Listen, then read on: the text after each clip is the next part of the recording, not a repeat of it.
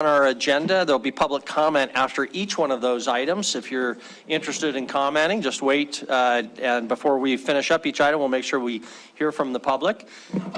Before we jump into these, just a couple preliminary comments. Council, there's 4 items on our agenda tonight. The last one, the CIP, of course, is a biggie. So ballpark, you know, if we spend half hour, 45 minutes on the first one, 20 plus minutes on the second, 20 plus minutes on the third. Best case scenario, my hope is that we could get the presentation on the CIP before taking a break at 7:30 in 2 hours, come back for discussion, questions on the CIP, but we'll see if that can happen. A couple other quick little items. You'll notice that Councilmember Sean Brown and Councilmember Pam Purington are not with us physically, but they're with us in spirit. You know, also on Zoom, they are listening tonight. I'll ask Chris and Gina to comment a little bit on the legalities. We had some discussion by email today. This is a work session. They're not required to have any sort of excuse, but they've all got good excuses. But that way they can at least hear what's going on, and they can, we probably won't ask them to participate, but this way they can at least hear. And then the last thing, and before I turn it over to Chris, is I put on all the members of the council flyer that we got.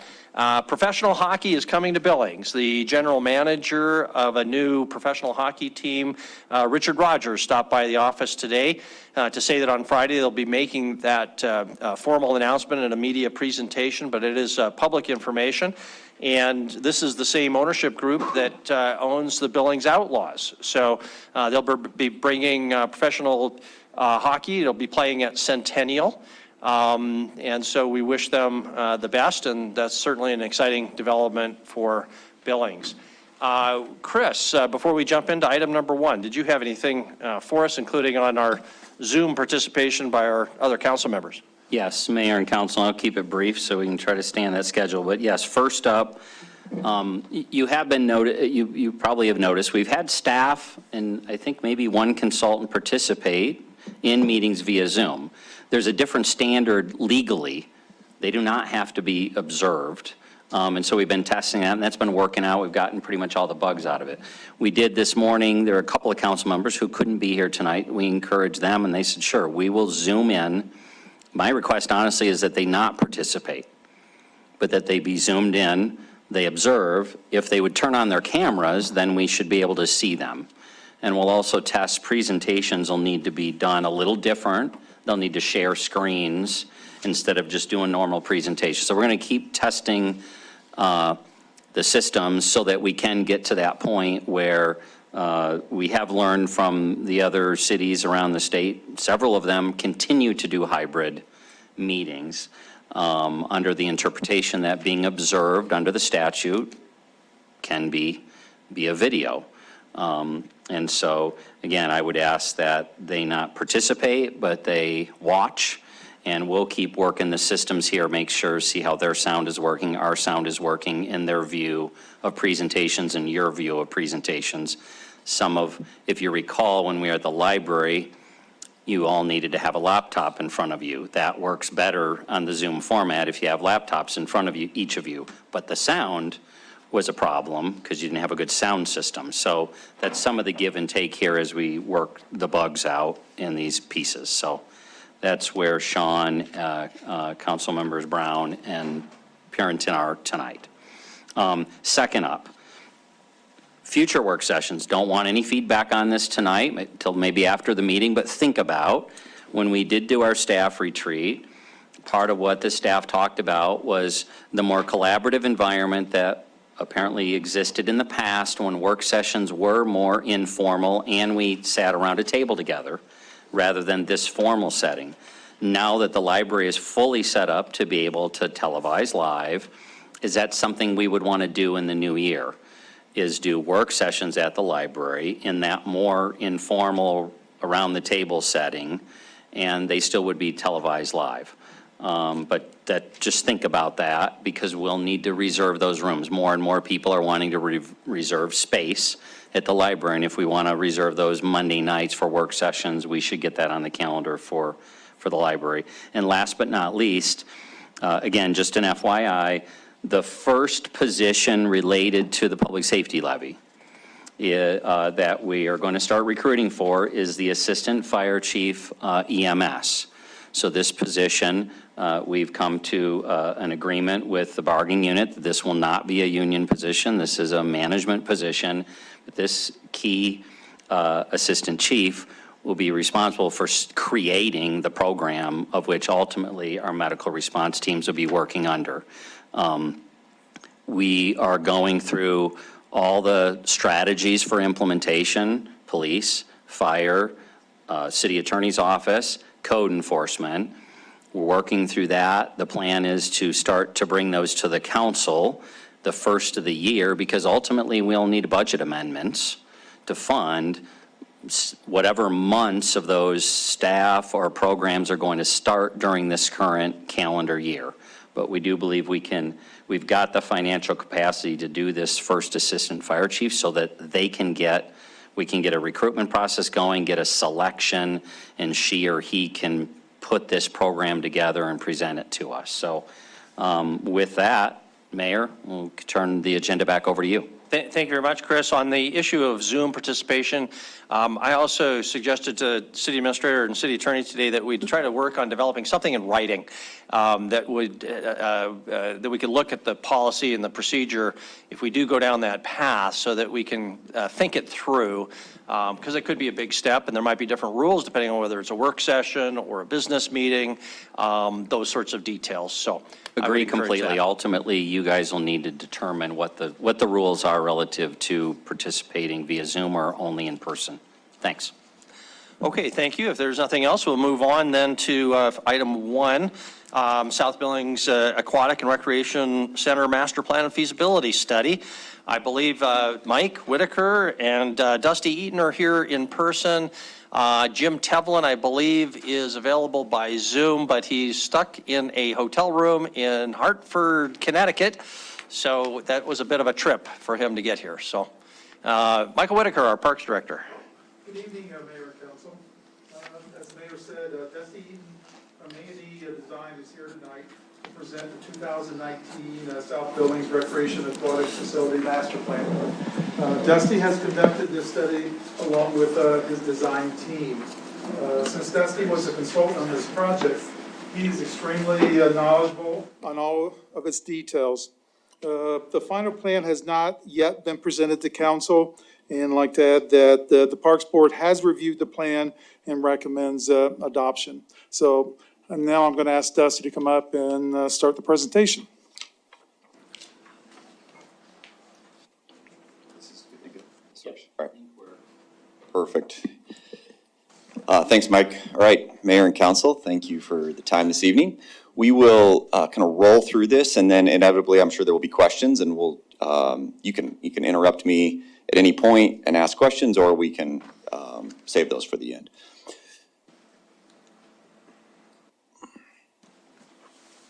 There we go. All right, we're good. So the team, we had a wide-reaching engagement process in this project. When we started this facility plan, one of the real kind of tenets of success is we said this project and the ultimate master plan needs to be a very genuine reflection of Billings, of our community members, of the participants that will use this facility. We really need to reach out and strive for an engaged process to define what it is that we want as a community. So you can see there, we had a 20-some people involved in the steering committee. Then we also, on the right-hand side there, we also worked with stakeholders from all of the different sports groups and our team there from the consulting side. So the project process went something like this. I'm going to step back here for a minute. Fall of 2017, there was a Victus study complete, many of you remember, and that identified the initial need for a recreation center. And then a recreation center was defined as a priority and adopted by the Billings Parks and Recreation Master Plan. Then in the summer of 2018, property was acquired adjacent to the Amen Park for the rec center. And then fall of 18, the master plan process began. So we're stepping back. This planning was actually done several years ago. And then in the spring of 2019, that master plan process was completed.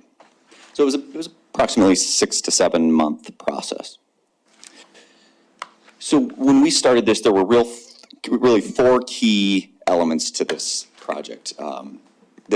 We wanted to identify community program needs.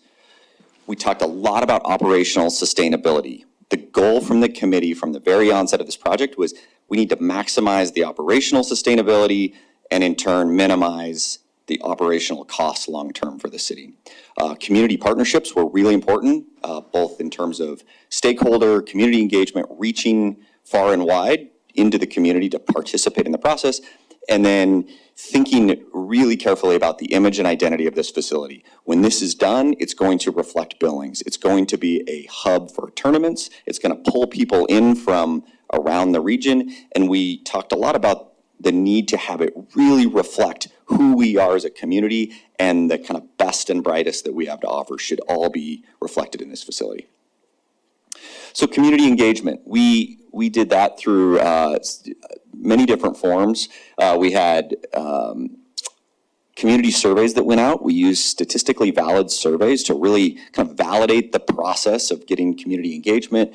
We had several different community forums like this where we asked for participation. These were not a stand and deliver type presentation. This was come and be engaged in the process, and it was really rewarding to get the turnout that we did from the community to step forward and say, here's what we are interested in, here's what we want to see in this facility, here's how we want it to reflect Billings. And some images there just kind of showing how that process went.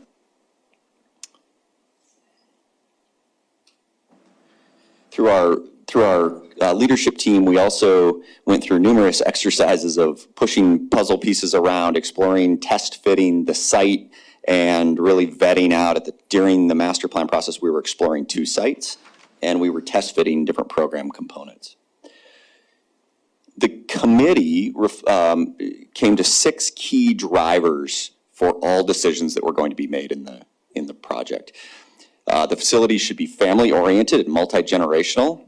They should, access and wayfinding should be clear and easy to comprehend. The facilities should be forward-thinking and reflect a community that is moving ahead. The Billings should be a destination hub for the region and a center of activity.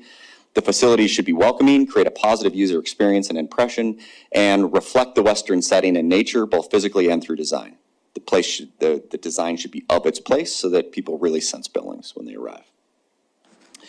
So part of this, we had a host of consultants involved in the project, and one of them was our recreational, basically pro forma consultant. They do cost modeling for operating a recreational facility, also bringing tremendous amount of national data about rec centers. So we defined our primary service area as a 45-minute drive around Billings. And they brought to the table great discussion for the committee around national activity trends. Which activities are rising nationally, which ones are falling, as it starts to help see where we align when we do our community surveys. So you can see there some of the top activities: yoga, running, jogging, aerobic exercise, cheerleading, exercise, walking, weightlifting, kind of rise to the top, and then you can read on down the list. And then sports participation in terms of national ranking: exercise, walking, #1, exercising with equipment, swimming, aerobic exercise, kind of on down the list. Just an interesting comparison for what trends we're seeing nationally. And then we reached out into the community to say what this is, again, a statistically valid survey that we worked with a survey company on. We received 405 surveys back from within the city limits and 100 surveys within Yellowstone County outside of Billings. And the results have a precision of a 95%, which from our survey company, they felt that those results were really good based on the number that were sent out. So I'll knock through these fairly quickly. The city needs, these are the results from that community survey. The city of Billings needs an indoor community recreation center. You can see there largely agree and strongly agree. The city needs to create a regional attraction by having the facilities for hosting tournaments and events in our community. Strongly agree and agree again. Our community needs more fitness, recreation, and social opportunities. Similar strong agreement. Our community needs more fitness, recreation, and social opportunities for seniors. Also strongly agree. Our community needs more fitness, recreation, and social opportunities for youth. Similar results. And the city needs a new indoor community recreation center to serve the growing needs of the community's recreation desires. Similar there, strongly agree and agree. I believe an indoor community recreation center boosts property values in the community. Great agreement in that. And then how far do you live from the South Billings area? We were interested in that because of the site locations in South Billings, of course, and largely they're kind of between 0 and 20 minutes. And then we asked a lot of questions around your preferred activities. So again, this is just trying to gauge of the participation that we got in the surveys, what activities are people interested in, and then looking at how that compares to national trends. And it aligned fairly closely. Across the top there, the real kind of strongest responses we got: open fitness area, indoor family leisure activity pool, indoor exercise lap swimming pool, gymnasium, sports courts, and group exercise studios were a few that rose to the top. So this was important around recreational frequency and how often did you or members of your household visit any indoor sports, recreation, and fitness facilities in the Billings over the past 12 months. These I thought were interesting. Basically 73% of people had utilized one of our facilities. 27% said they never had. And then an important question for our team as we were exploring the operational cost for facilities to say, how willing would you be to pay higher league fees for the use of new indoor recreation facilities if it meets your needs? And again, you can see there strong support for that. And that becomes important as we start looking at a pro forma for this facility, what the operational costs will be, as we cannot maintain the same participation fees that we have now at various facilities. Once you bring on a new facility with more amenities, those costs need to rise to match that. So that's an important question. And then some space precedent. So one thing that the committee had the opportunity to do, a few members, is tour various recreation facilities in and around the Denver area. That's kind of a mecca for great recreation centers. The community supports it. It's part of the culture around the Denver area. So we had the opportunity to go see a lot of these facilities. And then there were many members and part of the community that didn't. And we felt like it was really important when we talk about a gym and a court and an ice rink and all these types of spaces, people immediately conjure up an image, and they may or may not have the same image that I do or you do or anybody. And so we thought it was important to set a baseline for what the potential of a space like this can be, to understand that if you think of an ice rink, it doesn't have to look like the ice rink that you may know. There are other facilities around the country that we can look to for precedent. So really important to just kind of set a baseline. So we'll do a couple of those here tonight. Gymnasium, this is thinking about basketball, volleyball, pickleball. One of the important things with gym space is that we get as much dual use as we can. So the recreation centers that we toured in Denver, they're truly multi-generational. So you will see all ages, everybody in this facility at different points. So a basketball court is striped for pickleball in the morning, and at this one facility we went to, it was packed full of pickleball players that were all seniors playing pickleball all morning. The afternoon and evening becomes basketball for maybe elementary kids, and then it becomes rec league basketball in the evening, so that we can really span those different generations. Same thing is true with aquatics and ice, all the other facilities. So a leisure pool, these are really important in a facility, and oftentimes the biggest driver from engaging a lot of people. It rang true on some of the survey responses from the community. Family swimming, learn to swim programs. This can include therapeutic, it can include aerobic water exercises. Again, you can be doing that in the morning and learn to swim, and then transition to family swim in the evening. And then a competition pool. This is a big need in the community. We've heard a lot about it, and we all know that we don't have the support facilities that are currently needed. Again, this is serving a wide range from everything from traditional swim meets that everybody thinks of and being a competition facility to underwater hockey and various sports in between. Pool party room, the biggest revenue generator in the facility, so it's a must. It's a really important aspect of engaging a wide reach into the community. Ice rink, we know there's a need for new sheet of ice and the support that comes with that. And that's not just hockey. I think that was a real important takeaway is there's a lot of activities that are happening on a sheet of ice, from hockey to curling, which is a great social aspect and community engaged activity, open skating, lessons, that kind of thing. Open fitness, again, this is a big request from the community as well as nationally, trending toward the top of preferred amenities. Same thing with group fitness and the jog walk track. Concession, again, revenue generator within the facility. And of course, community meeting space. This survey went into questions about the need for community space, and this was is certainly an important aspect. So that is kind of the foundational information to the work, and now looking at the way we broke the development options down. So we had, we were thinking about these in kind of three key things. First was just first cost, facility cost, right? That's a big driver. It's that initial capital that we need to build the building. Then how do we work backwards into phasing opportunities? We need to make sure that whatever we do, it can be phased and we can adapt to various funding that comes online or offline. And we don't want to design a facility that's all in, and then if we don't realize the full funds, we have to back out and completely redesign. So we're very intentional in designing a phased approach that we can master plan the total, and then we can work that master plan by phase.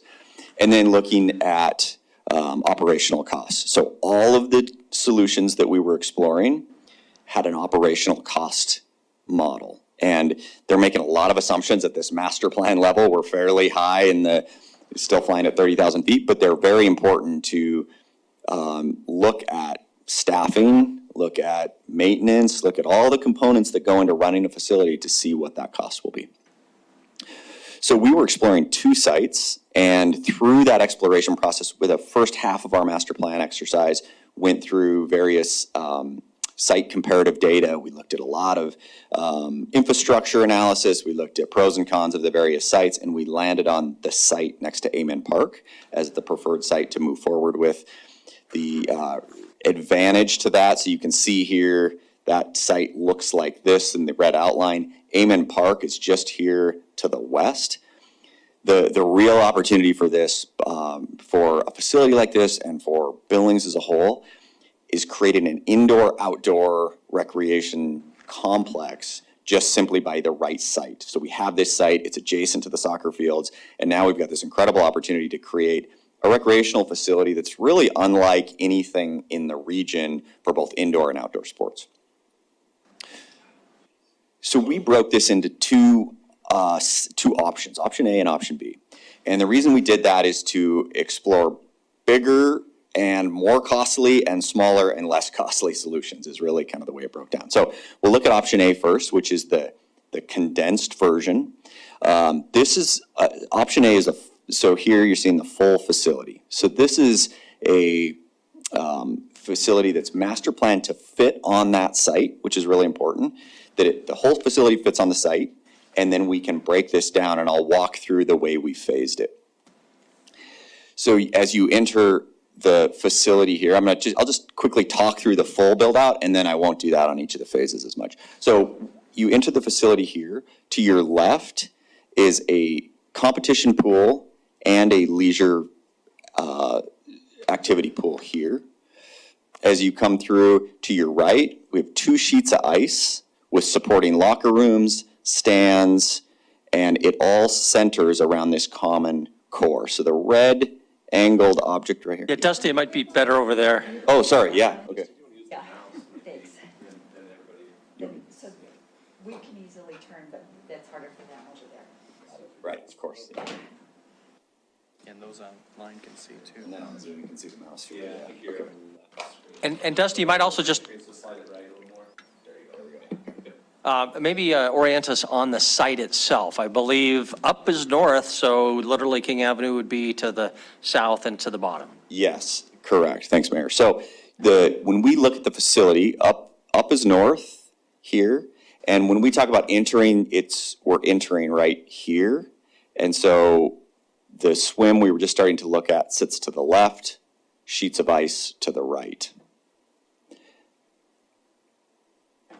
Okay, gotta get used to the mouse here.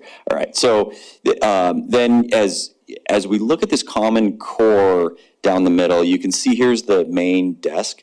It's really important from an operational standpoint that be central and try to minimize staffing needs and maximize visibility to basically providing support to all of the amenities within the facility. Locker rooms supporting the swimming area. You can see the party room here. And then the courts that march off to the left, which would be to the west. The nature of this building is that it does not necessarily have a front door, and we felt that was really important for connectivity to Amen Park, so that this facility truly feels integrated to this indoor-outdoor connection and the synergy that can occur between those sports. So here where it says exit this way, this is a connector back to the soccer fields here. This is a connector to the soccer fields to the north, and then this is entry from parking. So really getting those kind of primary axes all lining up that serve various points. So if you're on that soccer field, you can spill to the indoor amenities of the court. If you're inside, you can spill out to the west or to the north and be part of the activity that's happening outside. So then from a cost standpoint, we want to provide the most flexibility. A master plan should always be able to be fluid, and it allows us to adapt to changing conditions over time. So it's important to note that the phasing that we broke this down to now is not sacred. This is a master plan. There is nothing that says any one of these has to come before the other. It all impacts the pro forma and the cost model, but it can be shifted around, and additional elements can be included in, say, phase one. If phase one, for example, wanted to have a sheet of ice, it can absolutely have a sheet of ice. There's nothing sacred about the phasing to this. So base facility phase one is shown here with, 4 courts, the competition pool, the leisure pool, and all the support amenities for that. Upstairs in this facility, we would have weights and fitness. And then when we go to phase 2, we would add the first sheet of ice. All of the support amenities, seating, locker rooms, and both offices and dryland training above. Phase 3 could be adding 2 additional courts. Phase 4, which we're calling, we've kind of listed out for simplicity here, everything that gets added to the facility would be the second sheet of ice. And then that gets to the full build-out. So the phasing, I think the big driver to that, and we had a lot of conversation among the committee, that if there was, say, hypothetically, say a donor came along in phase 1 and said, ice is mandatory, I've got to have ice. Okay, we'll put ice in phase 1, and we can shift everything around, and it's also driven by capital cost, or I should say capital budget around what we're trying to accomplish for phase 1. If we set a target, we can then work backwards and say, what are the priorities of the committee to get into phase 1? This initial phase phasing strategy was intended to be a reflection of the committee's work. So the committee ultimately made the decisions around which phases or which amenities went in each phase based on the budget constraints that we were working toward. So then we go to option B, and this is a similar concept, bigger build. So everything just gets larger, and it's meant to provide a discussion around the pros and cons of some of these larger spaces, and then see the impact when it comes to both the pro forma as well as the capital cost. So on this facility, similar arrangement. We have entry coming in. Here we're separating out a leisure pool and competition pool. The competition pool can either be a 50-meter or a 25-yard pool. We explored both, and they have, again, different costs, both first cost and operational cost impacts. Still 2 sheets of ice off to the east side of the facility, support down the middle, and in this particular case, we have 6 courts that are enlarged with the space around them to provide for 2 cross-court volleyball on each of the basketball courts. So you just need additional space around the basketball court, and that additional space comes with a cost, right? So that's where we started with option B, and then we paired back to option A just to see how we could find ways to bring that initial cost down for discussion. So you can start to imagine with the cross-court volleyball like that, you could host a major volleyball tournament here. You can host swim meets, you could host hockey tournaments. In any of these facilities that can be supported. So the way this phase is similar, again with the larger components. So phase 1, phase 2, upstairs with a running track above, or excuse me, that was still phase 1. Phase 2, so in this configuration, we're showing a 25-yard pool. First sheet of ice, support above, the additional 2 courts, second sheet of ice. And then this was an exploration, just simply seeing, the committee had asked at the end, what's the difference in the 25-yard versus the 50-meter pool? How does it look on the site? How does it fit? And then starting to study the cost. So when you stack all of those up, we looked at project cost, cost recovery, and building size for each of the components, and then just put them all side by side. So we can look at this. Keep in mind, these are numbers that were generated in 2018, early 2019. So facility on the smaller option A, project cost, phase 1, $35.4 million. And then it marches along, and I won't read them all off, but you can see as we go from 35 up 52 and then on to 71.5. The cost recovery, you can see varies slightly different. Every program component, every square foot makes a difference in that cost model. You start to get some economy of scale, and then certain elements drive that pro forma differently. The pro forma has a lot of assumptions in it. Each pro forma for each one of these options is a big spreadsheet of assumptions for all the operational costs that you would have in a facility like this. The goal of the committee from the onset was to maximize our cost recovery, right? That's always the goal. But not necessarily every community has that same goal. And so that was something that our pro forma modeler worked with us from the beginning to say, what's the goal? And everybody said the most, right? As much as we can get, we want to maximize that. And then we have to start to understand what that delta is in terms of subsidized operational costs that we need to support. And there's always something. I mean, that was the real big takeaway is they never or very, very rarely hit 100% cost recovery. That's just the nature of facilities like this that are community supported. And we then just try to reduce that. So if we look then at scenario B, now we go project costs starting from 43 million on the left. Again, it's a larger facility, more square feet. And then we march across to just over 100 million for the full build out on a 225,000 square feet of built space. Cost recovery, then you can see down there is always, it's kind of averaging 80+%. And that range is just intended to reflect that there's a lot of assumptions being made in there. And here's how that full facility would look on the site. This is a really great site from access, adjacency to Amen Park, support facilities around it. The challenge that we were exploring is parking it. This is fully parked for the full build out. And we have to creep just up here a little bit into this space if we were to build the full facility out. But great opportunities for exiting, say, a tournament. We have multiple points on major arterials that we can exit out onto, and really good support around the facility.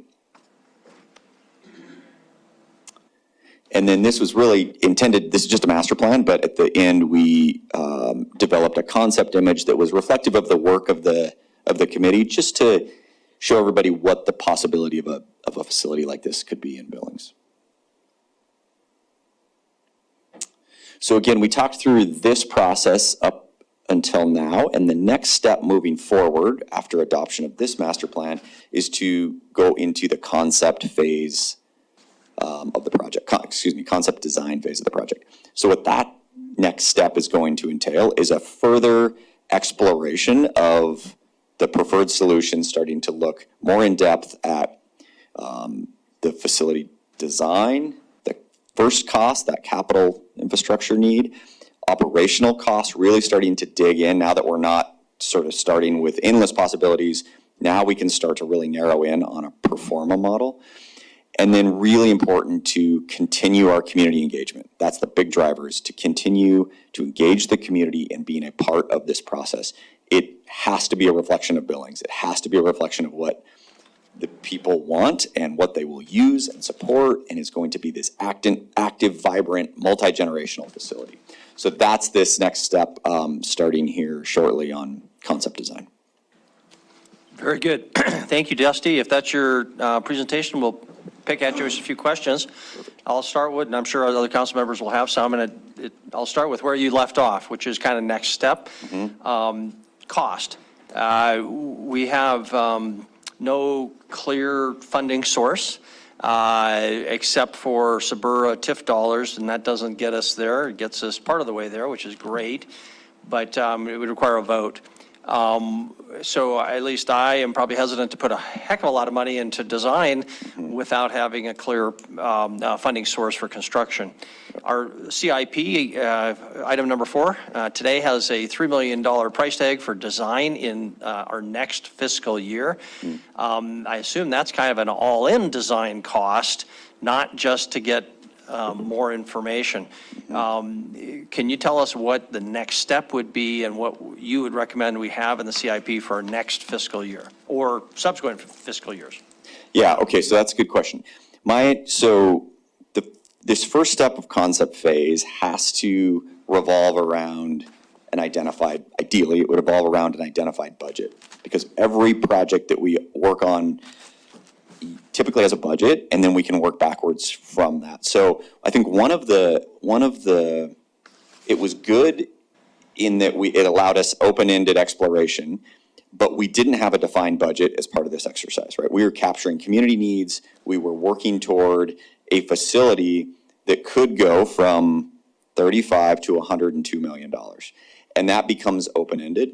Now, as we begin to narrow in on a target to say, if the budget's, I'm going to pick a number, if the budget's $45 million, then we can use that as our target, and we can work backwards to maximize the amenities within the facility for that capital cost, right? And then we can also maximize operational costs within a $45 million project if that was the target. So what that allows us to do is be really effective with this concept phase, working toward a project budget, and we can still master plan. So we can still say phase 1 target should be 45, and then we're going to master plan so that we don't make short-sighted decisions today that impact the needs for tomorrow. But we need to identify what that collective goal is. When we do that, then we can build a design that's more accurate, we can build performances that are more accurate, and then we can have a conversation around that delta that we talked about on the operational cost side, how we are going to fund that piece of it. Okay, so that's the goal, but what's our cost to get to that level where you've got a budget and you've got a lot more information? So this first round, I think, Michael, has that budget been discussed or approved? This concept phase has been, I just submitted to Michael the fee for that phase, and I don't know how far that's gone yet. But at the end of this phase, we will have a really good sense of the project costs, operational cost, and next steps.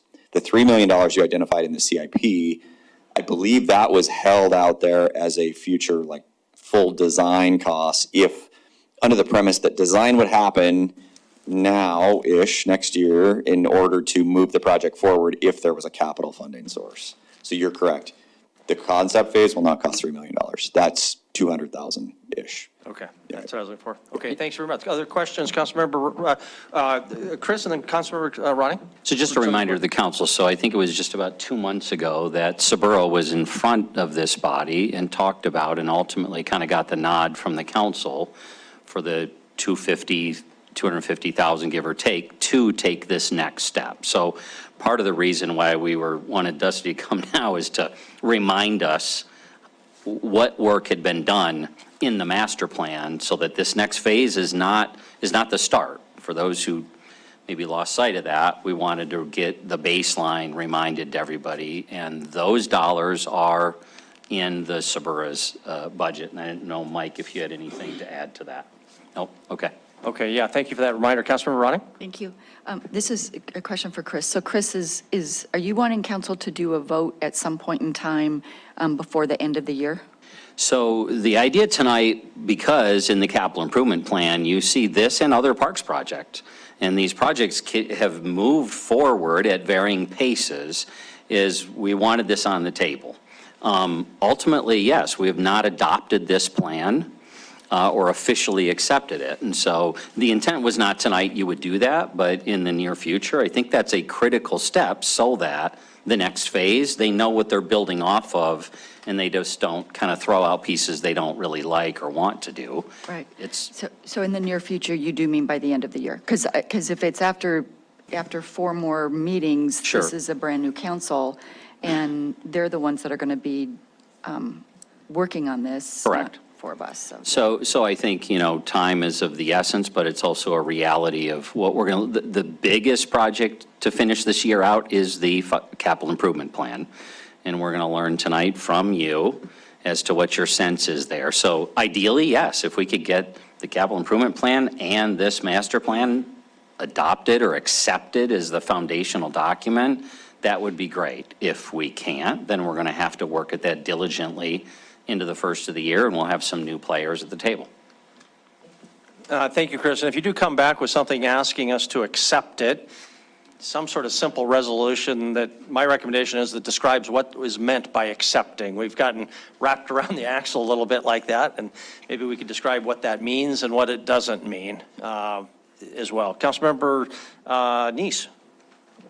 Thank you, Mayor. This all seems real familiar. Are you saying that this concept was not presented to the council in the past? Maybe I. No, it was. It was. Okay, and what was the action of the council at that time? I don't know how it was officially presented or under what premise, but it was really an informational update as to the work that had been done. Okay. There was no action taken. There was, and at the time, I don't think the Sabura board had taken action, or I'm sorry, or the Parks board.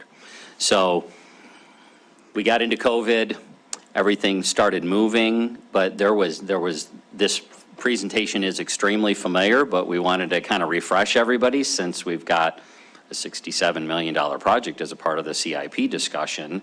Not to say, oh, we're going to do that, but this is the progression, and there was no official action taken by the council, resolution or otherwise, to receive, accept, adopt, whatever, as the mayor said, we've kind of gotten wrapped around the axle some on that. Okay. Nothing's been official. Mayor? Okay, thank you for making sure my memory wasn't failing me on that, because I swear I had saw this before, and the time when I looked at it before, the same questions I have then I have now is, what is the operational cost going to be? What is it going to cost the city and in taxpayer dollars to keep the operation of this going? Mm-hmm. And I don't see that there's been any new information added to that. And I think at that time I said I wouldn't want to accept this or adopt this plan because we don't know how much it's going to cost the city to even operate this facility. And it wouldn't make sense to me to go build a building and a business not knowing how much revenue I'm going to generate to pay for it. And so I was hoping to maybe see some cost estimates, what it's going to cost, and I don't see that anywhere in here. Is that going to be coming to us before we can move forward on this at all? Do you know? So no new information has been developed since the master plan, just as a general statement. The the operational costs, now I'm gonna have to, I'll have to go back and look within the full master plan. I believe it's in there, and I'll have to confirm if we actually identified. The committee decided that it was a percentage basis because there was such a range. I'll tell you, it's approximately in the range of $500,000 a year. That was the general kind of 20% of the operational cost was landing about right there, ranged, but that was the premise. But again, it was the reason for the concept phase for that next phase of study is it was simply too open-ended. If you think about when we started the master plan, there was no, we were looking at site exploration. We were looking at, is this even a need in the community? So we were starting very, very high level. And in a quick 6 months, we narrowed down to, yes, here's the program amenities. Here's what the community says they need. Here's what they were support. So it quickly became what you saw at the end, which was a design exercise then to solve what we identified as the needs of the committee. So that master plan is really intended to be just that, set the tone, identify the needs, develop the premise for which to move forward. So that's the foundational work. The concept phase will further really dig into exactly what you just asked. Yeah, thank you. That $500,000 does ring a bell. That was talked about, and that was, I thought that was quite a bit to have the taxpayers pay that every year and growing. And that was 2 years ago, so it's much more than that now. So yeah, thank you very much. I appreciate it. Thanks very much, Councilmember Shaw and Councilmember Boyette. Thank you. Dusty, question for you. Glad you're here. So on all of the phasing that I saw broken out, there was always a pool included in the phase one. Is that because that's such a strong community desire? I mean, I assume that is the case, or is there another reason for that? I'm just wondering as in terms of moving the pieces around. Yeah, that's correct. It really came down to when we had to parse out pieces per a phased approach. The committee decided to lean into what the community responded favorably to, or as the kind of dominant request. Thank you very much, Councilor Boyette. Thank you, Mayor. The figures you had up there are probably totally outdated. With the cost of housing and everything today, your 46 could be 60 million. So Correct. These numbers don't mean much to me because we really don't know what it is. Yeah, I think it's a good observation. Certainly things change in especially recently. We've seen dramatic shifts, and it's nearly impossible to make good predictions right now on cost. But just if you just took a normal year and generally escalated that, you're absolutely right. Those are 2019 numbers. That again is really an important aspect of this next phase, is to further dig into capital costs and more accurately, or I should say with more detail, when we have a facility that is designed beyond a floor plan, then we can start to really look at capital costs, and we can start to do more in-depth cost estimates, which lead to more in-depth operational costs. So again, if you think about that master plan isn't ever going to solve all those questions. It has to start really high level and narrow down. So those cost estimates are based on a really good data for a cost per square foot of similar facilities. But then when we get into this next phase, we'll be able to do more detailed cost estimating. Thank you, Mayor. Councilor And Boyette. maybe for Michael, was there an RFP put out for architects to review this at all? Councilmember Boyette, yes, we've done an RFP. And how many did you receive back? We had 2 respondents in regards to the RFP. We put together a selection committee, and we were in the process of negotiating with the top applicant, and we're working on a scope of work. And there was a question in regards to cost of this next phase, and we just got preliminary numbers back, and it looks like it's going to be anywhere from $200,000 to $250,000 to answer the questions that people have tonight as relates to the cost. We'll start with a number that everyone is comfortable with and work down and basically determine what amenities we can have in that facility and better estimate how much the facility has to be subsidized. Right now, we're talking about around $500,000 to subsidize the facility. But once we get in the design and really know what we're going to provide the community, we can provide better information for council to make future decisions on. Just to follow. Mayor, obviously, someone went down to Denver. Did you send this RFP to the people who designed the facilities in Denver at all? Or did you just, how did you put this RFP out? Councilman Boyette, we use the standards procedure as getting the information out as relates to the RFP. But we only got 2 back? We only got 2 back this time. That's not very good, is it? Everyone's busy right now. I wish we could have got more back, but I was very happy with the 2 proposals we did get. I think either proposers would do a good job. Have either one of them built a facility? Pardon? Have either one of those? Yes, both Okay. proposals has built rec centers before. Their team has. Mike, just on the word team, I imagine it's fairly standard for whoever responded to use subcontractors, perhaps including those who had the expertise that we dealt with in the Denver area. Do we know, would that be part of the team, other experts? Mayor and council, yes. When the committees reviewed the proposals, we looked at the sub-consultants. And I'm happy to say that the sub-consultants are top-notch in the nation. By working in the Parks and Rec field for over 30 years, and I personally have built and operated rec centers before, the sub-consultants that the top who we recommended to do a scope of work with are top-notch. So we're happy with the sub-consultants. We'll move on. I saw some other hands. Councilor Ronning, Councilor Bernice? Thank you. So I don't know what kind of direction you want, but I think this is wonderful. It's, this is part of the problem with our city charter is this is going to go into the 4th council. I'm glad that multiple councils have continued to move this forward, but it always makes me a little bit nervous because the first council, did the first study, and thankfully the next council kept moving it forward, and it makes me a little bit nervous that now there'll be a new council that's, unless there's 2 other people, because I only see 2 new council members sitting here, the other 2 are not here, makes me a little bit nervous that now they're going to come and have all brand-new questions again that you all have repeated over and over and over again through 4 councils now almost, but I think this is wonderful, and I think one of the things that we definitely learn repeatedly when we put public surveys out, and that I hope the new council will really grab a hold of, is that every time surveys go out to the public, what comes back from the public is they want the city to invest more in recreational activity within our community, whether it's trails, whether it's increased parks, whether it's this rec center. It's always, always, always increased recreational activity at the very top of that list.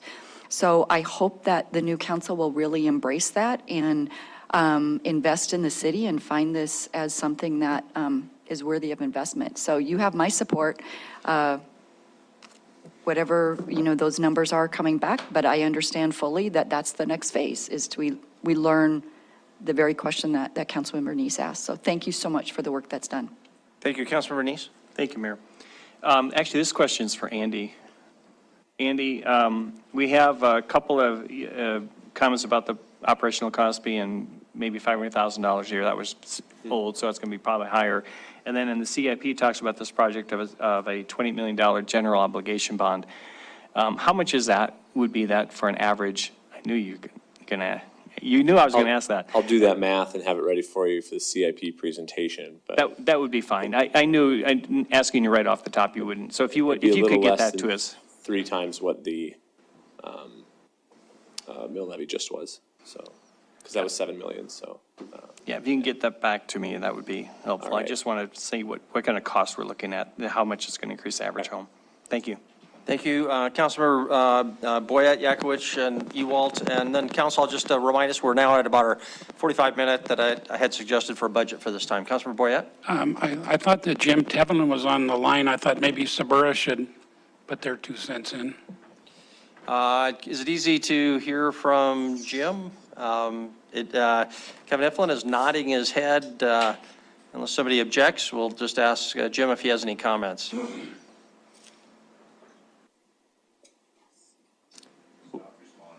And he may be frantically searching for his de-mute button. We've all been there. Jim, if you can hear us out in Zoom land, you're welcome to just start talking. We'll give you just a second. There he Okay, is. yes. Can you all hear me? Yes. Okay, yes.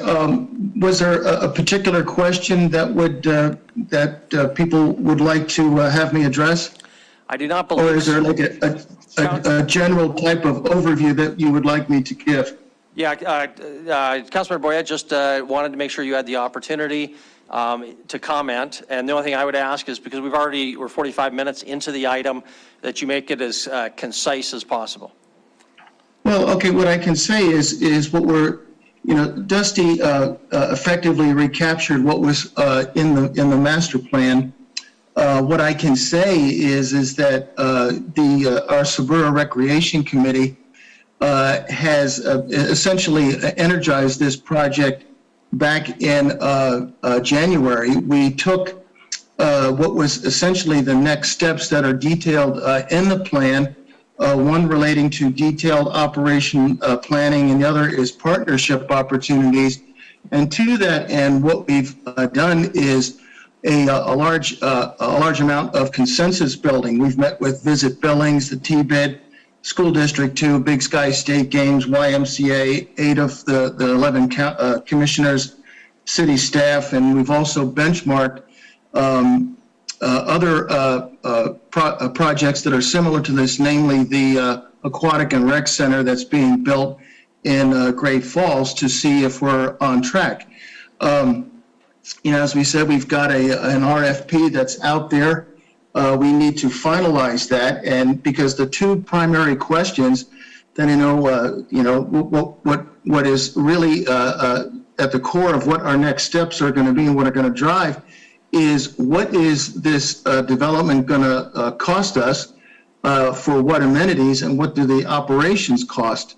And once we are able to determine that, then as Dusty was saying, is that we take steps towards narrowing down to ultimately what a proposal would be that we felt would achieve the most good and also be affordable for the average citizen.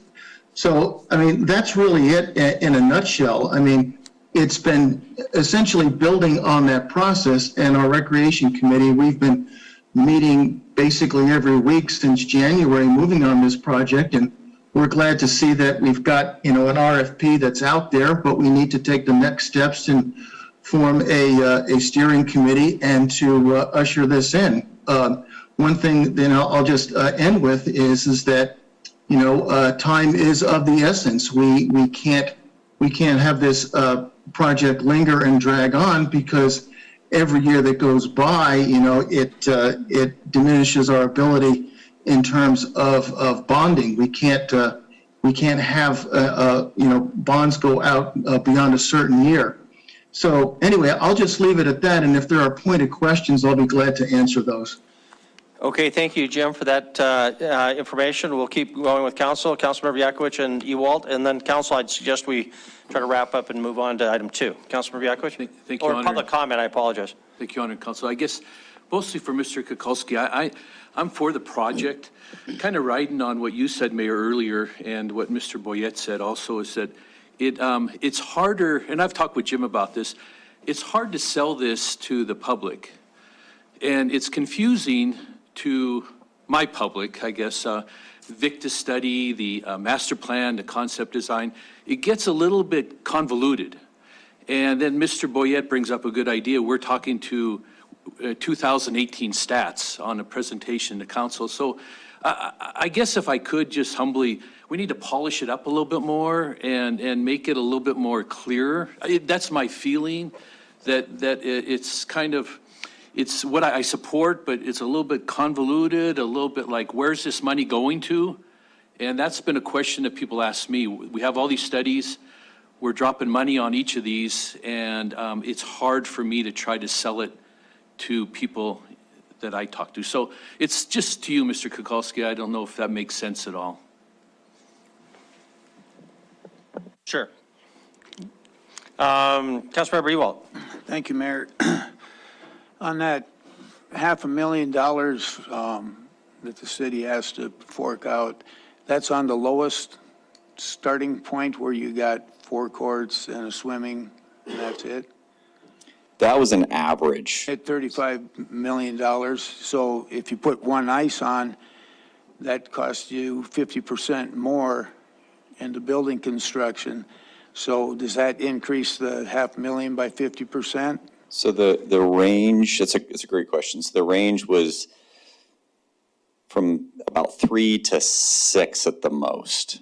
So that operational cost, and I'm going to have to dig back into, there was a lot of exploration on these numbers, but that range was $350,000 up to about $600,000 in operational costs on average across just looking at the facilities and looking at the average across those.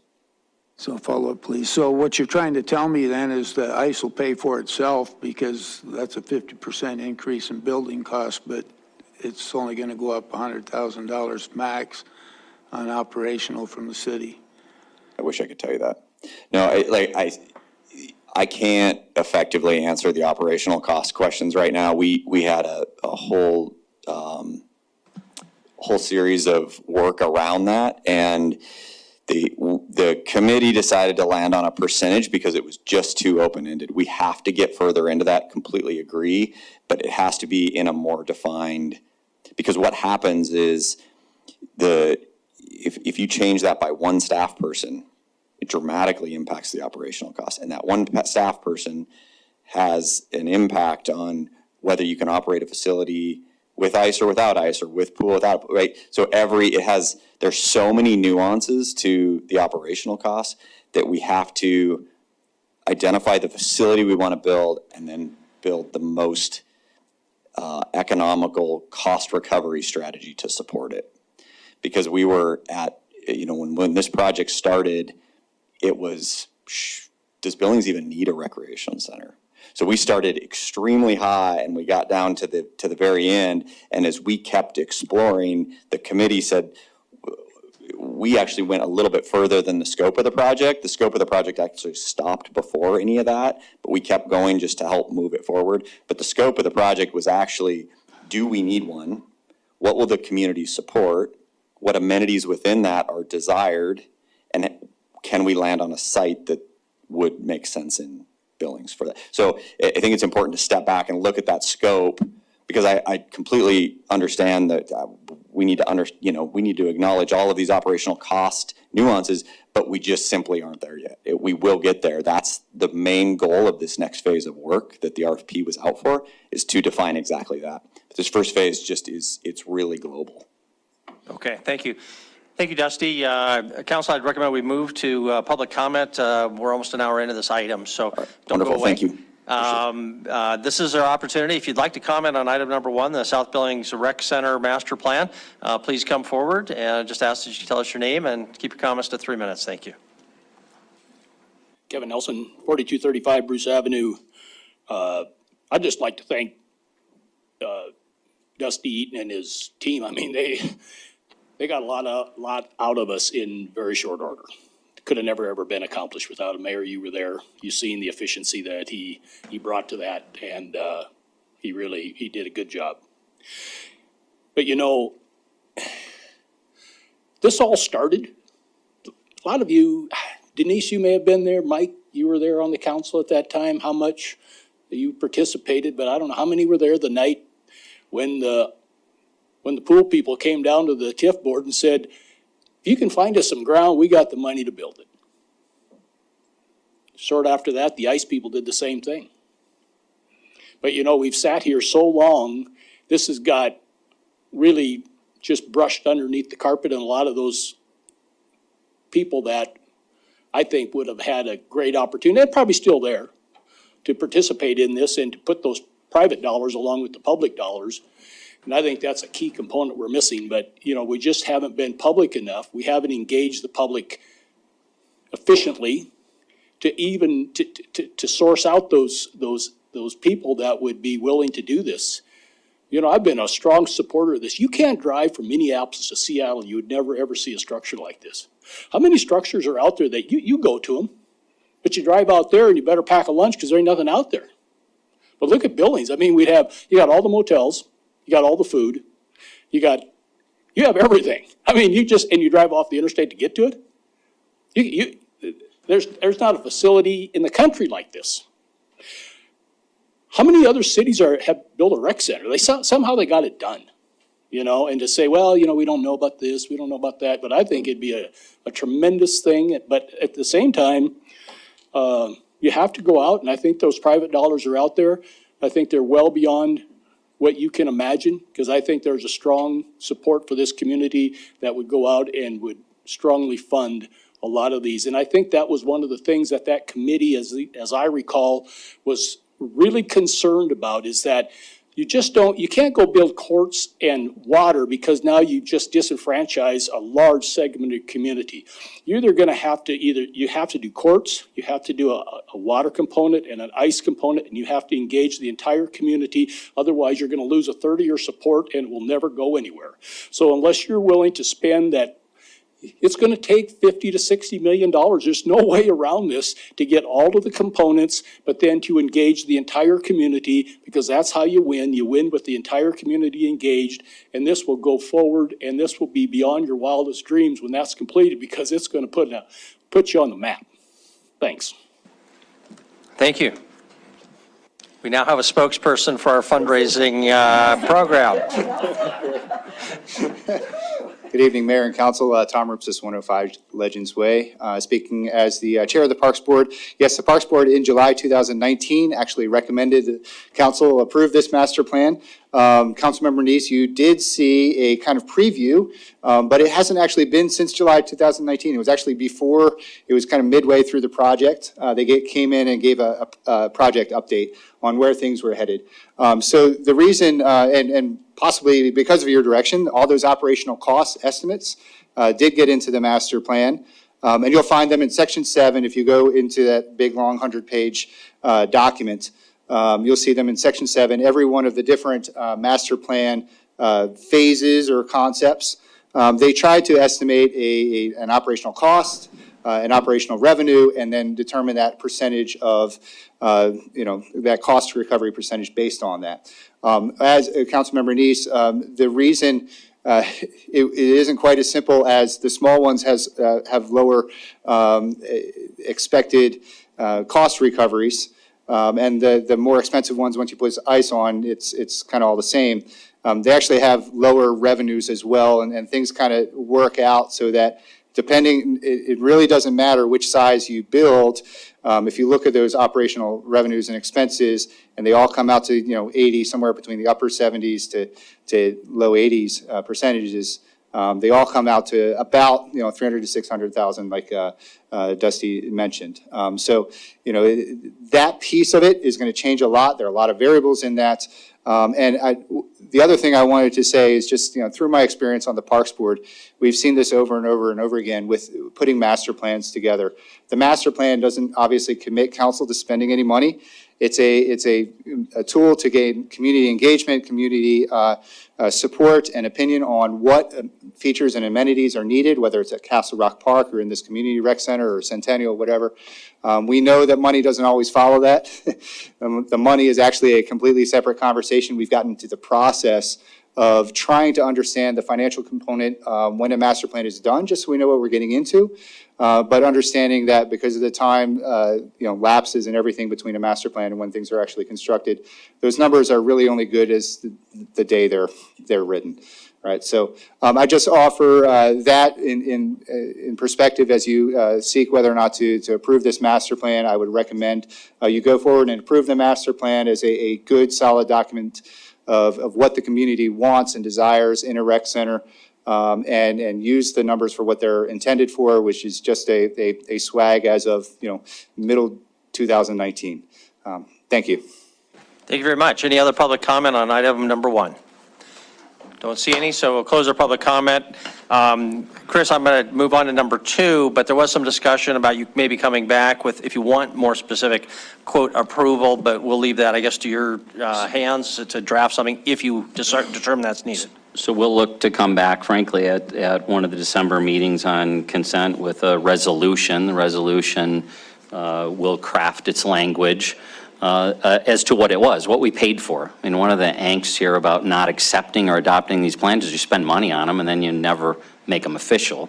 And they're an official planning document. So we'll take those steps to give a little context of dollars. A mill costs a typical homeowner in Billings $3 a year. A mill generates $215,000 a year. Operational costs, so you're talking, $10 a year to raise $600,000. That's just operational, though. And so, we've got a lot to work out here, but we will bring it forward to you so that it is officially a foundational document that the next phase can be built off of. That was the intent. Thank you. Great. Thank you very much. Thank you, everyone, for your discussion and your input. We'll move to item number 2, the Energy and Conservation Commission update. Lou Engels is our presenter. Lou. Good evening, Mayor and Council. I guess you really Yeah, say. Lou is preferred. I'll go by Lou, though. Thank you. Good evening, Mayor and Council. I am your Water Quality Superintendent for Public Works.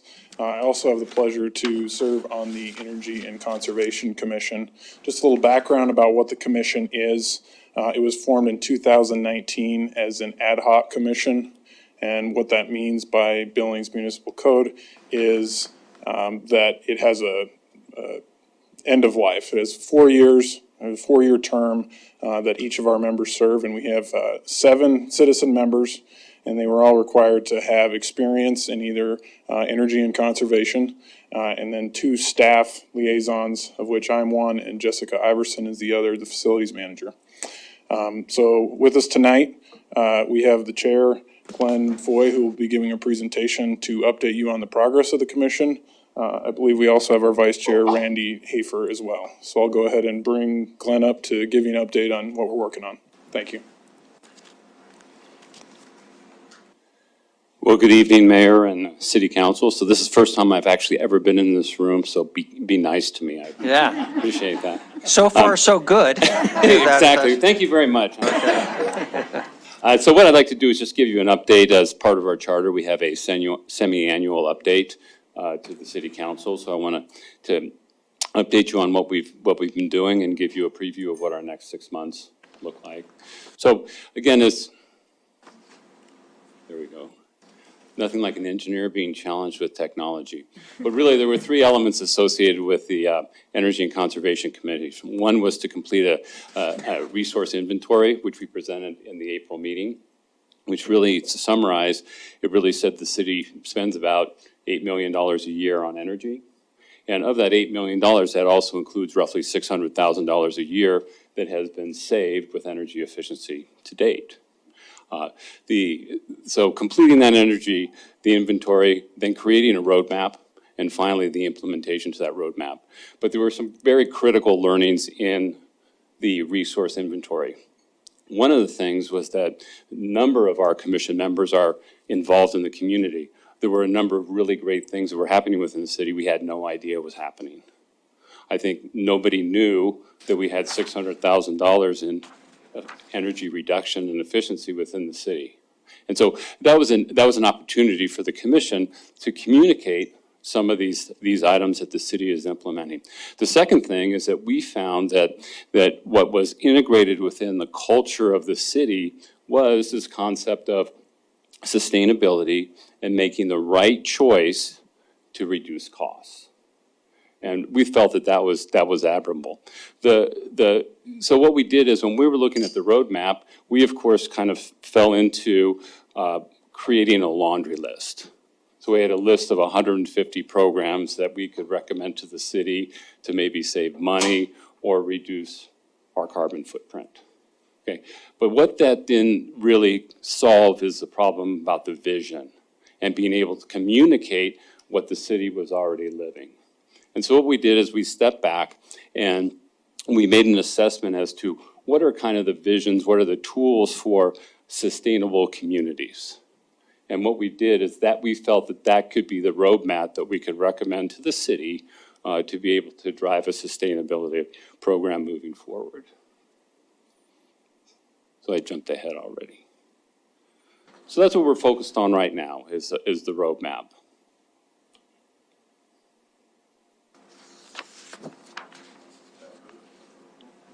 So what we did is, based upon our benchmarking, what we did is we settled on LEED for cities. Now, I want everybody to understand that LEED for cities is not LEED for buildings. Okay, so don't do that. And what's different about LEED for cities, and again, they merged with STAR community rating to be this umbrella community standard for sustainability cities. And what's important to understand is when I talk about sustainability moving forward, it's not about green energy, it's not about reducing carbon footprint, it's about a sustainable community that touches on graduation rates. It touches base on healthcare. It talks about what we do with our waste. It's a completely umbrella term for a sustainable community, not just for us, but for our kids and for our grandkids. So don't get wrapped up when I say sustainability, it's about the community. And what we did is we went ahead and we applied for a grant in April 2021 to be able to support our effort to get the city LEED certified. And so what we've been doing is we've been working on that for the last 6 months. So what does LEED for cities do? What does this umbrella identification do for us as a city? Well, one of the things that's interesting is it really brands the city as a leader in sustainable governance. It's really important. It's a sign when you get off the airplane that says we are a LEED for city, LEEDs for city certified facility. It drives our economic development to the community. The other thing that it does is it really demonstrates our commitment to conservation. It goes back to our heritage in agriculture and conserving our resources. It also talks about our resilience and also our commitment to a high quality of life for our residents. Okay. The other thing that's really important is that, and what we found when we were working as a commission on what our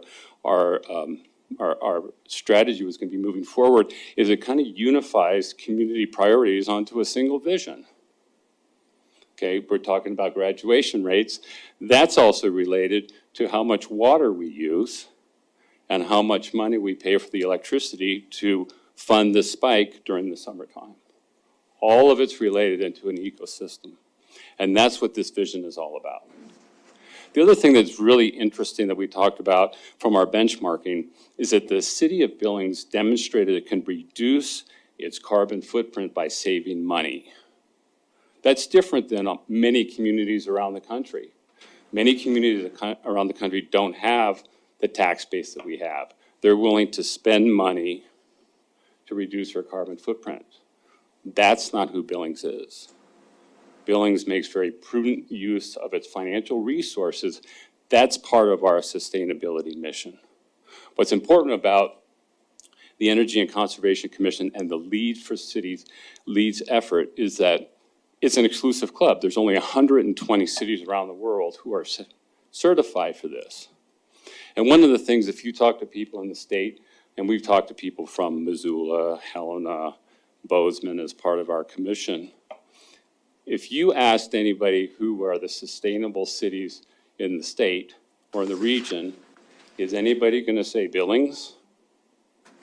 No. But the reality is that Billings is a leader because of this culture that has already been driven within the city that nobody knows about. So let's talk about the certification process. It's a 12-month process. And so we really started this in April, and so we're on schedule.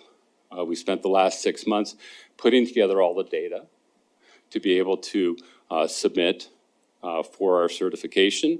We're going to submit that by the end of the year. It takes about 1 quarter to be able to review it and approve our certification. After that, it's about implementation. Again, back to what our mission is, it's going to be about implementing a future vision and getting better. So that's where we are right now. So what's important is, could you back up? They can't read this slide. What's really important about the LEED certification is that it's a little bit like going into high school with your assessment test. Day one, they give you a piece of paper to say this is where you are from a math perspective. You can't study for it, you don't know what's going to be on it, and it's going to be an assessment. That's what LEED certification is. We as a city weren't prepared for it. We didn't have a chance to prepare for it. So what's interesting is that when I walk you through about where we are, I'm going to place you back in high school, you're going to take the math test, and you're going to get a B on it, much to your surprise, okay? And it's also going to give you where are the opportunities for us to potentially get better moving forward. The next slide. So here you are, there's actually 9 different categories, similar to any type of LEED situation. You get credits, you add those credits up, and depending upon how many, as long as you beat the hurdle, which is 40 points out of 110, then you can be LEED City certified. Next slide. Okay, as it stands right now, Billings is between silver and gold. We think that it's going to be gold certified. And in our peer group, peer cities from around the country that are doing this process now, turns out it's going to be the second highest score for the group that we're working with. It's actually very impressive. Talked about 120 cities within the world. There's less than half of those are gold or better. Okay, so this again is taking your assessment, and we ended up doing really well as a community. What I like to do is identify a couple things in terms of, areas where we were great at and areas where we need to improve. And none of these areas that we need to improve is going to be a surprise. Okay, first of all, look at natural systems. We aced that part of the test. We got 8 out of 9. Why is that? Because it's inherent to our culture for green spaces and close access and proximity to parks. A lot of other cities around the country don't have that opportunity. So we scored very high on that. Okay? The other thing, if you look at integrative process, what's that? We've just finished up Project Recode. But this is about institutional associate with driving sustainability within the community. We get 1 point because we created the ECC, our commission. Okay? And so moving down the list a little bit, if you could move forward, is that look at water, and of course, just everybody note, I want to go on the record here, we get 5 out of 11, which is kind of not really fantastic on water, and we have our city liaison who represents water, but again, we scored 5 out of 11 on the water. That's because we have a high per capita use of water. No surprise to anybody. Okay, so you know what? As part of what we think moving forward is that as the community becomes aware and has identification of a LEED for city certified, they might think about adjusting their sprinklers. Okay, and by adjusting their sprinklers, it's going to reduce the amount of electricity that Lewis uses. Now, something that was a surprise to all of us is look at the energy score. 21 out of 30 is very, very strong. That is driven by a couple things. It's driven by what's going on at the landfill from a methane recovery perspective. It's also driven by the fact that 60+% of the electricity we pull off the grid is carbon-free. People on the coast are spending billions and billions of dollars to have that luxury that we take for granted. But from an economic development perspective, as we're talking to companies who are thinking about bringing their jobs to our community, that should be number one on what they're talking about. Because many of these big companies have sustainability mandates, and they're struggling with how to satisfy their sustainability mandates when they can satisfy that by plugging it into the wall here. Okay. Last thing is solid waste. Solid waste, it's interesting. There's a group of us that are moving through this process together of cities around the country. Every single one is having a nightmare with solid waste. Every single one of them. And we have a lot of things that we do at our landfill which are state of the art. They really are. And certainly if you look around the state, there's a lot of envy about the way that we manage our landfill here. We've had requests from around the state to, facilitate tours to see how we handle it. Okay. These are the things that we need to communicate to the community and make them aware and create this identity within the community. If you look at quality of life, 9 out of 20, we have a great quality of life here. The reason why we're at 9 out of 20 is because we don't have the data mechanisms that are required to be able to drive higher points within the community. But again, if you look at our graduation rates, you look at some of our trending, it's very, very good, right? 9 out of 20. But the next time we go back to this, we think that we want to be able to drive the data to be able to reflect in a very positive manner our quality of life, not just within our community, but the rest of the nation. Next slide. So in terms of looking forward, okay, one of the things that we didn't want to do here is the city has a strong bent towards sustainability in a lot of things it's doing. It's investing in a lot of programs relative to health and all these different areas of quality of life. What we wanted to do is take what the city's doing now with this strategic plan, with its CIP. We want to augment it with some specific recommendations around the program, but then what you can see is this overall vision of a matrix over the next 5 to 10 years where we take ourselves from gold. We actually originally thought we were going to be silver, but we think we're going to be gold. We're going to take ourselves through platinum, really by the city just doing what it's already bought off on. And then we think by having this vision that the community is going to change their behavior. So this is what our next step is. After we get certification, is we're going to be laying in a lot of the programs that have already been approved and augment them, and then we're going to recertify within the next 5 years. Next slide. So conclusions, Billings has already implemented a lot of great sustainability programs around the city. So what we're going to be doing is we're going to be memorializing that, submitting it for certification by the end of the year. That'll take the first quarter, we'll review that. So by the end of the first quarter, during that period of time, we will be laying down, after the CIP's done, after the strategic plan's done, we're going to lay that into a lead for city vision and start to support the implementation of that from the city's perspective. So I think that's it. Any questions, comments? Thank you very much. Great presentation, very interesting questions. Councilmember Brewald. Thank you, Mayor. That, if you go back, 2 slides, maybe 3 slides, where you had all the different, next slide, please. Okay, on solid waste, we only got 2 out of 10 lack of diversion. So is the 2 probably for the methane recovery? So if we do the composting that's planned and the material separation, how much is that going to jump us up there? That gets us to 6 or 7. Okay. And then one follow-up, please, Mayor. Please. Okay, and then on the water, we don't score real good on water. One of the reasons is we got the big river running by us, but we found out this year that it could still get serious. We don't get any more normal rainfall than Las Vegas does, and all the landscaping along the highways and things in Las Vegas are rock. And I think this streets department in Billings is the number 1 or number 2 water user, aren't they? They're high.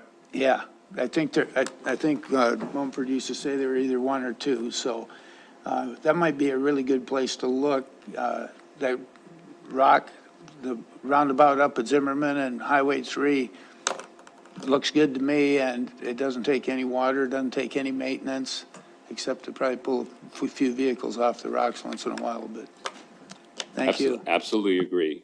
Absolutely agree. I think part of this process is that we have that dialogue. That's part of what the goal is having people align around that vision and talk about it and make very practical solutions to how to move us along this process and lower our costs. Thank you very much. Councilman Ronnie? Thank you. So Mayor, I have a couple of questions here, and great presentation. You're all volunteers, except for, of course, the two staff members that contribute their time. So thank you so much to all of you that are serving on that commission. It's a lot of work you're putting into it, so thank you. So a couple of questions I've got are similar to Councilman Ewalt. So one of my questions on the quality of life score there, can you explain what kind of data they were looking for? Yeah, I think that, there's certain areas that, again, it's a fairly comprehensive piece. And what we've had to do is quality of life was a little bit out of our core mission. So what we had to do was reach out to, certain groups within the community to be able to, represent that. But a great example, and again, this isn't picking on anybody, it's just data's data. It's either there or it isn't. One of the things about quality of life is the number of small business owners per capita. Okay. Couldn't find the data. Okay, so it's just, it's somewhere. Okay. But part of this is to be able to put a dashboard together, to be able to say, this is the data that we need. And it's not just to drive an abstract lead for city certification. This is data that we should have. We should be able to communicate that to potential employers. Yeah. That we have an entrepreneurial spirit here. Yeah, absolutely. Okay, that helps answer my question. And then I guess, did you check with the Board of Realtors? I don't know that. Yeah, I would recommend that you Yeah. do, because they have so much information. Yep. Which is critical to how they sell Billings for people to come. But they've got enormous information, especially revolving around quality of life. So that would just be a suggestion. Then one of the things I wanted to talk about in regard to water, so you mentioned Project Recode, and one of the things that we implemented in Project Recode was a change in how we now encourage native landscaping. And did we get points for that? Because we didn't have prior. So now with Project Recode, we're really encouraging that native landscaping. Well, I think that, as we go back and revisit this, again, there's a 5-year certification, but depending upon how successful we have the ability to trigger that anywhere along the road. But I think that, the important thing is going to be the water use and the trending of per capita water use. That's going to be a critical metric for us. And certainly, Lewis lives that day in and day out. But that's where that's going to be manifested. Gotcha, okay. And then my last question has to do with solid waste. Just a couple weeks ago, did one of the best and most educational ride-alongs with solid waste, rode with 3 different drivers, and Kyle took me on a tour of the landfill. Extraordinarily educational. I mean, just powerfully educational. And I will just share with the rest of the council and the public, there's one section in the landfill that Kyle went and showed me, and it was pretty scary. It was only 1 week's worth of trash. Yeah. And it was a mound, and that was only 1 week's worth of trash that people were throwing away.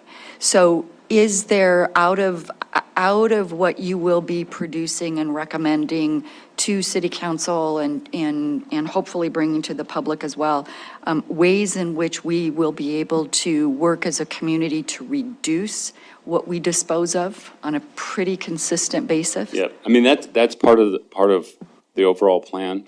I think what and in my day job, I spent some time looking at landfills and, waste to energy and those types of projects.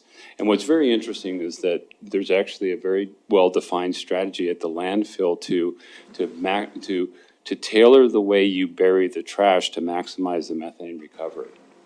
Okay, which is very innovative. I've seen landfills all around the country. So in essence, to me, it represents a Billings solution, right? It costs $150 million for a waste energy plant. Okay, but in essence, what Billings has done is they've created their own waste to energy plant. Okay, by being opportunistic the way they bury the trash and then recover the methane. So again, I think that you're absolutely right. It's about recycling and reusing and minimizing what goes in there. But with the recycling market the way it is today, there is going to be, you're going to have to bury things from an economic perspective. So the best thing that you can do is be able to maximize the amount of methane that we recover from the landfill, which is on part of the agenda for the city council already. Thank you, Glenn. Thank you very much. Councilmember Shaw, Councilmember Bernice, and then council, let's go to public comment. Thank Councilmember you. Shaw. Just a quick one about the top one, the integrative process. We only got 1 point out of 5. I'm looking at lack of green building policy and incentives, thinking that's squarely within city council's sort of jurisdiction to affect. Will the committee be bringing forward some specific recommendations for that category in the future? We have somebody who has a tremendous amount of subject matter expertise on the commission who's chomping at the bit to be able to, Okay, support the great. I city just wanted to council's encourage effort. that. I think this is very exciting. So, but that one, I think I would really like to see some specifics that we could help with at this level. So, thanks. Thank you, Councilmember Bernice. Thank you, Mayor. I guess I'm going to go back to when this commission was formed, and it was asked, actually Dick Clark asked, will this commission impact, or I think I wrote this down, yes, will there be no individual homeowners or businesses affected by this? And he was told, yeah, just the city properties. And in fact, Kevin answered the question saying, no, it'll just be the city properties and equipment. And I believe there were some comments, I think you made that comment also about just being the facilities. And so as I hear some of what you're telling me, and I think the lead rating that we're getting is a great idea, and I understand that that's good for the city. But what I'm hearing from you and the commission, you're talking about community. You talked about the residents reducing their water. But this was supposed to be about cities' efficiency, cities' reduction of things. And I understand the lead, this lead kind of crosses into your territory a little bit, and it may be the lead rating involves some of the community itself, but I'm hearing the commission now starting to turn itself to more than just the city. Am I hearing that incorrectly, or are you starting to move into the community with this commission? No, I mean, what we're focused on is, this is me speaking, we're focused on cost reduction for the city. And a very significant expenditure, if you look at 40 to 45% of the electricity spent within the city is based upon pumping water. Okay, so we can talk about energy efficiency pumps, which of course, we've got a lot of VFDs here and so on and so forth. But, part of the solution to save money for the city is going to be reducing the spike that occurs during the summertime associated with irrigation. So we are focused on the city. That's what our charter is. But part of being able to reduce expenses for the city goes into the broader community. I mean, we're not, that's not what we want to do. We're very focused on the city, but, there's impact on what happens in the city to the cost structure of the city. Okay, Mayor, and a quick follow-up on that, because I think that's crossing the line. I think that when you start looking at ways to reduce the residents' usage of water and as a way to reduce the cost to the city, I think that's beyond the commission's scope. If the residents are pulling that water out and your commission is looking at ways for reducing the cost to whatever the demand of the residents are, then that is within your scope. But if you're saying, listen, we need to reduce the cost, so we're going to have residents stop using water, now you've started affecting the residents and the businesses when it was clearly stated prior to this commission that we would not be doing that. And if there is another commission that wants to move on and try to do something different, but I really am concerned that this commission is kind of getting beyond the scope and looking too much at the community, and partly because you are focusing on this lead rating, which is, again, I understand there could be some crossing of lines there, but I would encourage the commission to stay with just the city properties and facilities, not in what the residents are using or what their demands are. Lou, why don't you comment on that, and then I'm going to go to public comment. Go ahead. Okay, thanks, Louis. Mr. Mayor. Councilmember Neese, I do have a copy of the resolution, and it does talk about providing citizens opportunities to conserve their energy and resources. And I can get you a copy of the resolution just to make sure that, we're working from the same thing. Obviously, I want to make sure that we're not going outside of our bounds here, but I'm pretty sure that in that resolution, it talks about advising ordinary citizens, not just facilities. Obviously, that's the primary focus. That's what we looked at with our resource inventory, was to look at all of our city facilities and the resource consumption associated with it. But it does talk about giving, again, it's not something that's mandated, but it does give tips or recommendations as to how ordinary citizens could reduce their energy and resource consumption. Okay, and I thought, and Mayor, if you don't mind, a quick follow-up on that. Last comment, sure. And I thought that's what probably would come back, and this is the reason why I went back to the tapes and listened on Q2, you can, or I'm sorry, on Channel 7, you can go back and listen to the conversation that the council had when forming this commission, and it was specifically stated this would not impact the residents or businesses. And so I encourage you to go back and listen to that conversation. Mayor, Yeah, he's made his point. I think we're done. So, and we will. That's an interesting point, but everything you do is going to impact the citizens. So, okay, we'll open it for public comment. This is an opportunity for anybody who would like to comment on item number 2. Please come forward. Is there any public comment on item number 2?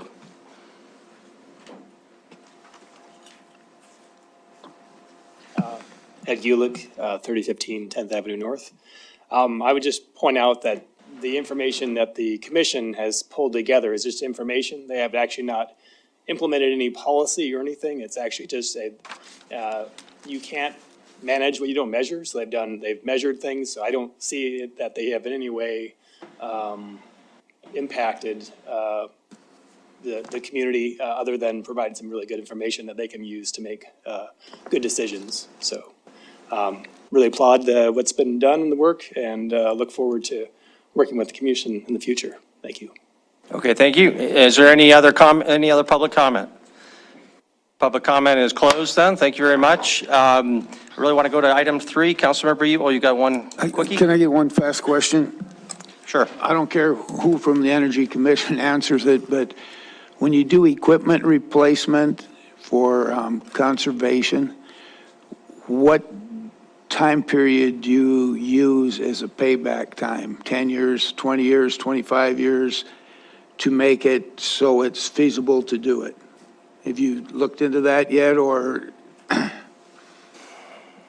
Councilmember Ewald, we haven't gotten that specific yet, but that would be something we could look at. But additionally, we're going to be working with the departments on that. I mean, an important aspect of this commission is that it's not just we come in and make all these changes, but it's an advisory council to the departments on how they can do that better. So I can't specifically, I'm sure it varies on the piece of equipment as well as the department, but it's something we can certainly look at.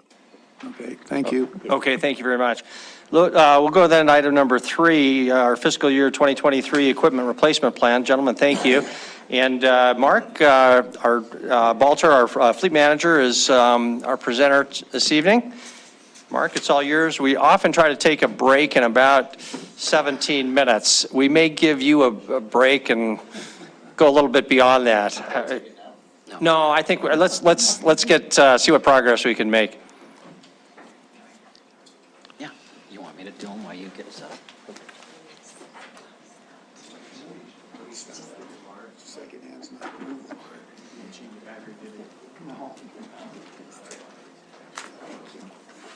Imagine it takes him a handful of drinking.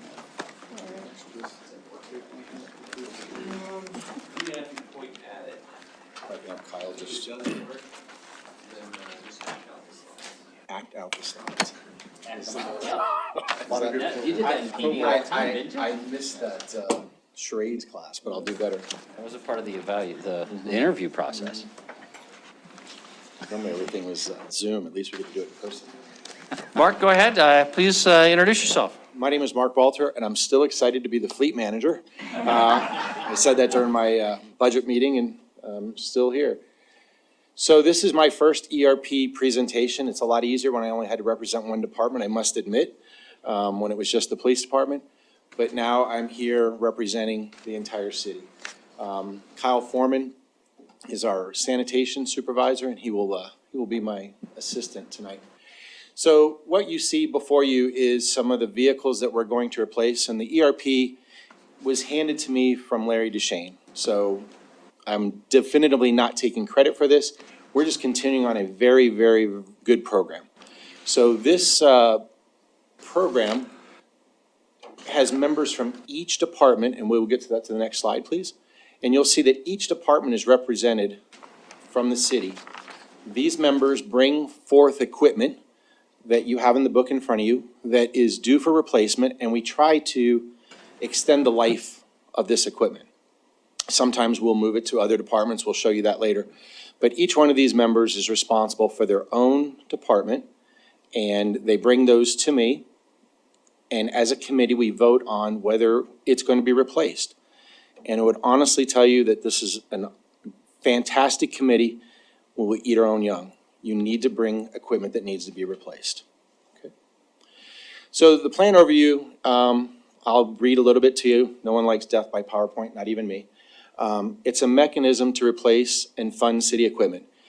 It must have a useful life of 3 or more years, a value of $5,000 or more, and we go into a 20-year plan. Some of this equipment will last that long, some will not. The guidelines are in your book that show you what exactly we're looking for out of each piece of equipment. We try to estimate future replacement costs and salvage values. That has been very challenging this year, very, very challenging, even getting equipment. Consistent funding throughout annual contributions, and basically there's justifications for each and every piece of equipment, okay? So what you're seeing here is some of the vast equipment that the city has. You got a tour of the landfill, and you can stop by Fleet and see anything from lawnmowers to Vactors to fire engines to compactors. So we end up working on a lot of equipment that is necessary to run a city. And I actually learned more about it than I could have ever in this last year. One of the things that we're most proud of is this slide here. This is talking about there was 172 pieces of equipment that were up for replacement. We deferred 116 of them, saying that they were still in useful condition and we could at least get 1 more year out of them, possibly more. We came up with a total of 56 pieces of equipment at $7 million to replace. Equipment transfers is a big thing within the city. Some departments can't afford new equipment, so we try to find, for example, the fire SUV that will go to IT. It will still have useful life, but it's not going to be an emergency vehicle anymore. Parks, Met is going to get one of the airport's getting one of Met's vehicles, the buses to move stuff. Here's a little bit more of the funding and where it comes from, and Andy has checked my numbers. Yes. Wow, I think he just made that up, just so you know. So with that being said, I'm not going to read that, but it's still quite a bit of money, $7 million that I'm asking for to replace this throughout this city. Here's a pie chart that shows that solid waste is wanting most of the money, and everybody has their share, and there's reasons for it. Like I said, the justifications are probably the most important document that we have, and then the supplemental budget request if they don't have enough money. Unfortunately, I think as time goes on, at least over the next couple of years, we're going to have more supplemental budget requests because I can't anticipate the price increases that we're facing at the moment. So in 2023, you can see that we're starting at $6 million. Now, I know that 2024 looks really bad at $20 million, but understand that we're going to defer a lot of that equipment as well. So keep that in mind. The graphs, this is still something I struggle with because I understand it's the governmental funding and the grants that I still have trouble with, and where this money exactly comes from and how we get it. That's why we have Andy. I just tell him I need the money. Do you want to? Yeah, it's useful, I think. So very quickly, in your book, section 3, we have the funding and replacements for 20 years of the governmental funds. And that's going to include parks, your general fund, and public safety mostly. in addition to library and planning. So these departments set aside money each year in our ERP fund through an annual contribution. That's the blue line, stays pretty level. We do inflate it over time. That way, when the replacements come due, the funding is available for those replacements, and we're not trying to scramble to find that. We're also not borrowing the money, so we're saving on that interest cost. And that's just demonstrating the annual anticipated expense in the red line, and the blue line being the annual funding into the ERP fund that will make sure cash is available when needed. Thanks. So Mark was going to say. I was going to say that, but not as eloquently. The non-governmental stuff, same thing. You can see how it constantly goes up and down. So the ERP levels those numbers out, and so we always have funds available.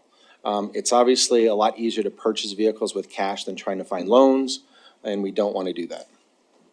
All right. We try to keep the PowerPoint simple, but I'll be happy to field any questions you have.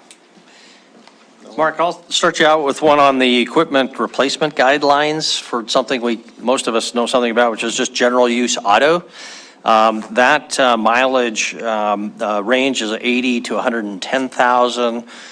I have a 2014 SUV and has 105,000 miles, and so far I've had a headlight go out, and literally not one other mechanical problem. It's amazing. So that number to me seems dated with modern vehicles.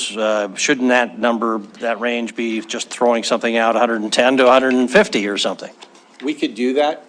Keep in mind that a lot of those vehicles are patrol units, and so they receive a tremendous amount of idle time, and they're used very heavily. Now, vehicles that are in the street department or general use automotives, let's say a detective car, for example, we're going to get 20 years out of those vehicles before they're going to have that kind of mileage. So the mileage the number still seems to be adequate, that our maintenance costs don't start outweighing the use of the vehicle. Your personal vehicle, with all due respect, isn't abused like our city vehicles are, especially police cars and our detective cars. Street department vehicles, we get a lot more use out of them in years. So there's also years and mileage. You don't just automatically get to replace it. And that's where some of the deferred items come in, is that if that vehicle is still in good use, it may get a life somewhere else in a lesser use department, or it may just be deferred and we'll get 1 or 2 more years out of them. Okay, thank you. Councilmember Neese, Councilmember Ronning? Thank you, Mayor. Actually, this may be for Andy. Andy, you mentioned about that one chart you had the inflation going up. What are you projecting for the inflation every year? And now with the inflation, we've heard of this as really a systemic inflation. Are you planning on changing that? The inflation, the contribution is inflated, I believe, by 4% per year. But we do inflate the cost of the vehicles at a different rate, and those are all in here. A lot of them, I think, are 4%, 3%. At this time, I wouldn't make any changes to that off of 1 year necessarily, but if we think the inflation is long-term and sustained, then we should examine that as well, because it will impact what we set aside and what we have available. Okay, Mayor, quick follow-up on that. I think we should. I think there's been lots of commentaries about how this is going to be a long-term, much longer inflation than we have. And then if I looked at the number of the supplemental requests, it was off by 13%, I think, from the total amount requested. In other words, we're asking for 13% more is what we need. Oh, okay. So that'll be a budget request for 2023? We're going to increase that request? So yes, all of this is for budget 2023. I would highlight, though, a lot of those, there are certainly some where we've missed the mark on how much we anticipated, but a lot of it's transitioning from, a sedan to SUVs or 2-wheel drive to 4-wheel drive. So we're really just enhancing features, I think, where we hadn't been planning on that. Okay, and I don't remember what last year's number was different, but is this an anomaly, or should we maybe be planning for this type of adjustment every year with the fact that we're missing on some of the inflation numbers? I don't know. I honestly could look into that as far as get you a better answer. one of the biggest things with the SBRs is the transition to, like you said, four-wheel drive vehicles. When we had two-wheel drive vehicles, the sedans are $4,000 a piece, or excuse me, increase to the SUVs is $4,000 more. I had no idea. I was the one that bought those cars. I had no idea Ford was going to stop making sedans. Okay, I could not have anticipated that. And I was the one representing the police department, and it was my recommendation that we go to those cars because they said they wouldn't change the cars. They did hold true to that. They just stopped making them. So, I mean, so those are some things that, again, I would have to take blame for that because I had no idea Ford was going to do that. But when we're doing the SUVs, the goal is to try to get 2 life cycles out of all the equipment. I don't want them to change the vehicles because I need to get the equipment back out of those vehicles. The four-wheel drives have more value at resale, so they're worth purchasing up front. A rear-wheel drive vehicle gets nothing in this town when even at auction. So the small investment up front will still be retained when we go to sell it. Right, yeah. So. Well, I want to say, I think this is one of the jewels of the city as far as our plans. And I really would like to make sure we protect it and not be underfunded on this plan because it could be easy to get behind. I couldn't agree more. Okay, thank you. There was somebody, Councilman Ronnie? Thank you. Thank you so much. This is, in city council, and this is kind of for Chris and Kevin also, but, in city council, we see a lot of paper. And we see a lot of presentations, and we deal with numbers, and we deal with words on paper. And then we make decisions by words on paper. My encouragement is get a video of Fire Station 1 truck. T1? Oh, my God.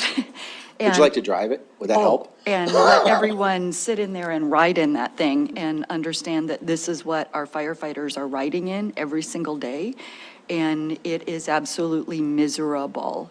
And I realize that there's probably not a whole lot you can do about that, but I can't even imagine sitting in that thing and riding in that thing every single day.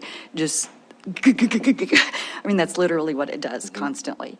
And then there was a solid waste truck that Russell drives. God bless him. That truck is just beat to pieces and needs to go to the dump. But the guy wants it for the next 5 years. And he's like, no, I can do this for 5 years. And just to share that, that's who we have on city staff here. These are people that our city employees are really working hard inside these vehicles that have really been deferred and deferred and deferred and deferred over and over and over again. And that's what we don't see when we see black and white numbers. We see what they're actually writing in, what we're having employees use. So thank you for the work you do. I'll take you up on that. I'll be out there. Okay. I'll schedule a time with you and right. I'll come out. But I truly I commend the work that you do, having had the opportunity to go on those ride-alongs. You have a hard job, and thank you for the work that you do. Thank you, I appreciate that. It was Thank you very kind of much. Councilor Rewald, we'll open up for public comment. If council has any other last questions, then we'll wrap up for a break. Councilor Rewald? Thank you, Mayor. Mark? Yes, sir. The police cruisers, are they part of this equipment replacement plan? Absolutely, yes, sir. So have you upped the kitty amount for them? Because how many have been smashed this year already? And we just had a couple just a week ago where somebody drove into them, didn't they? I fixed that car, sir. Oh, they fixed it? Yes, sir. Okay. With the parts from another wrecked one. That car's back out on the street. It's 1429. But do we get any reimbursement? Do we have insurance on them, or do the people that do it, can we collect from them, or So the they don't vehicle have? was stolen. I can tell you that much, so the answer is no. That's one of the reasons why, when we do have wrecked vehicles that you can call it pick apart, you can call it whatever you want, we will try to reuse everything off the car to cannibalize it before it's sent to scrap. A door panel is worth more, or a front bumper is worth more than I'm gonna get it recycling. So we definitely do that. For example, the car that you're referring to, I'm sure that's one at Hardee's where the car was wrecked. Is that what you're talking about?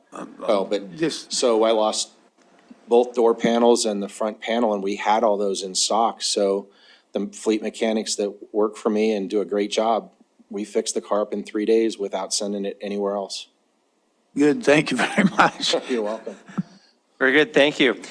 Okay, we'll open up for public comment on our equipment replacement plan, number 3, item number 3. If anybody would like to comment, just come on up to the podium. We'll just ask that you keep your comments to 3 minutes and tell us your name. Is there any public comment on item number 3? Do not see any, so we will close public comment period. Council, before we take a break, is there anything else on item number 3?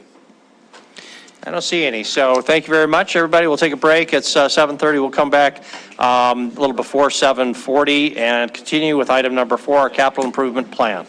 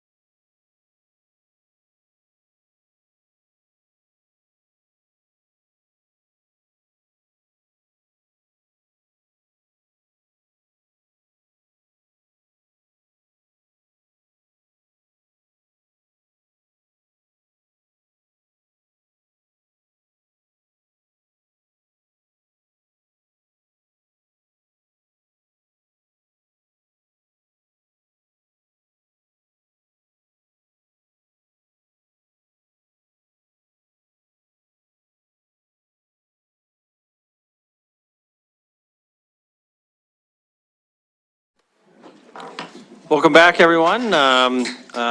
We are on our final item, number 4, the fiscal year 2023 capital improvement plan. Our finance director, Andy Zeller, is our presenter, and he said we should be done with this in 10 minutes.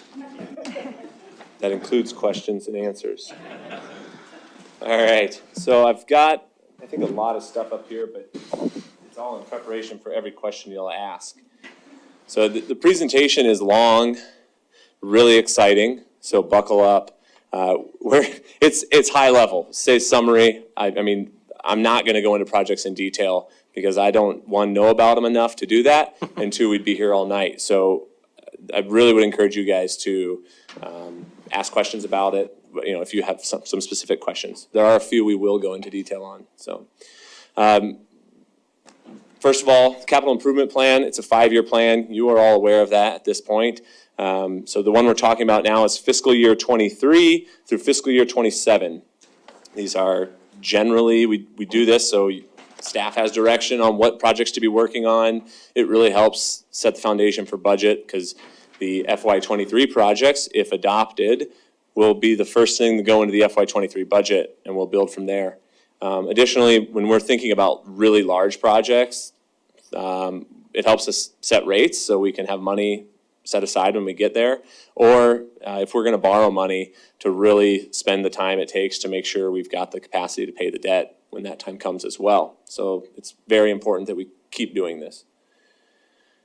Things that are in the project, useful life of greater than a year, costs more than $25,000. These are big acquisitions of land. You just saw the ERP. A lot of those things, because it's rolling stock, we don't put in here. None of those things, actually. It's new construction, rehab of facilities. It is not fixing potholes, small operational costs. Those are not part of the CIP. Those are part of the budget. Absolutely things we want to consider as we develop the CIP, but it is not in the CIP itself. So how did we get here?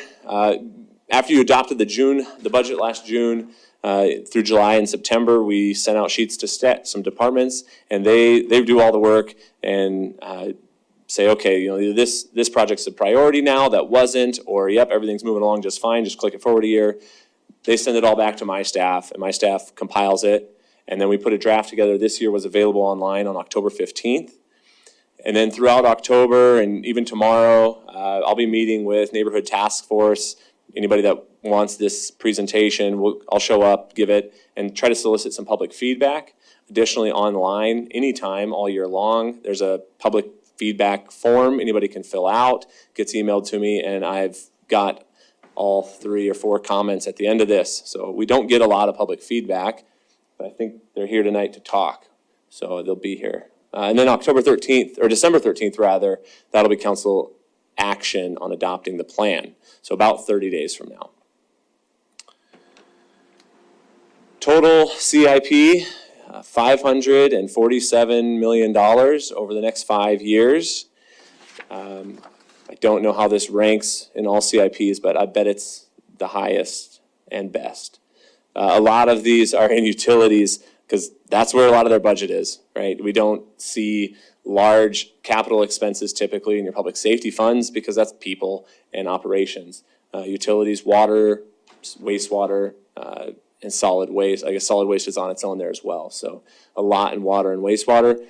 The colors at the bottom just kind of show the amounts per year. So you can really see there's a lot planned for water and wastewater in fiscal 27 relative to the full spectrum.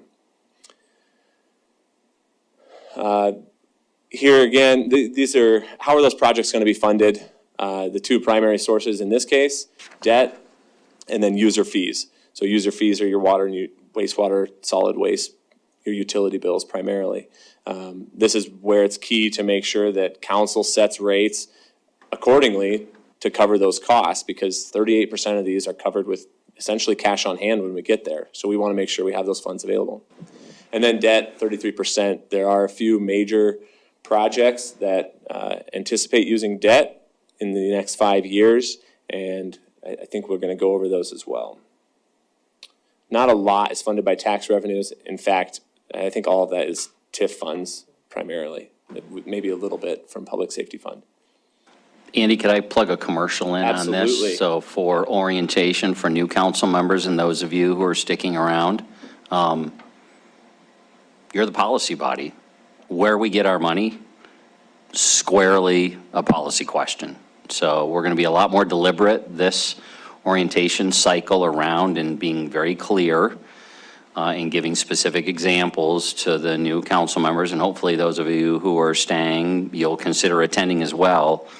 Just being very specific, not about what it should be, because ultimately that's your call, but when it comes to where the money comes from, the structures, those are policy decisions.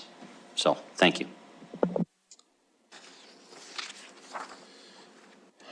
Here, thank you, Chris. Here's the 5-year summary by type, very similar to the bar chart you saw earlier. Again, I just try to present the same information in a variety of different ways because you may consume it a different way than your ward mate. And so 41% utility projects, that's the dominant place where we spend capital money or capital funds at the city. Here again, just another summary by department. This next one is just fiscal year 23. So of the 547 million, 118 of that is for FY 23. There are going to be some recommended changes, and we'll go through those at the end, but they aren't going to change that in a real major way. So if you were to adopt this, we would take this 118. That would be the first thing we plug into the budget in January when we start that process. All right, and here we're going to go by department, not specific projects, but I just want to highlight, the variety of projects and kind of maybe talk about a few of them. The major one here, I'll use this as the opportunity to, the year that we slate the project is not the year that we think it will be done. It is the year that we think we will sign a contract with somebody to build the thing. So that's kind of how we try to timeline it. We want to make sure the funding is available that year for us to sign a contract in good faith that we'll be able to pay for it. So don't think of that as the year it'll be done. In this case, you'll see terminal building expansion construction down at the bottom of $10,500,000. You're all aware of that project. There are elements, like maybe phases that are being completed, and so that will drive the completion of that project. The other major one here, which I think is brand new since it's in the last year of the CIP, is a parking garage up at the very top there, $40 million. And I think Kevin Plone can answer any questions on that. Not as much at Met, some interior remodel there. They're largely driven by grants. So when funding's available, we'll get buses. When it's not available, we don't do a lot. And that's why you don't see a lot here, because it's hard to plan on that necessarily. Under administration, facilities and parking. Facilities, the big one here is the build out of the Stillwater building. And so here you have Law and Justice Center, City Hall at $12.3 million spread over the 2 fiscal years. The funding sources here are going to be ARPA, general fund, and then departments that are not in the general fund will be responsible for their portion from their departmental funds. Some improvements to the appearance of the parking garages planned for the next few years. I don't think anything major there. Fire department, as we did in fiscal year 22, we're asking again in fiscal year 23 to take $1.5 million and set it aside for the development of Fire Station 8. In the fiscal year 22 budget, you guys approved setting aside $1.5 million for this same project. We said last year we'd be back requesting another 1.5, and that's what this is for.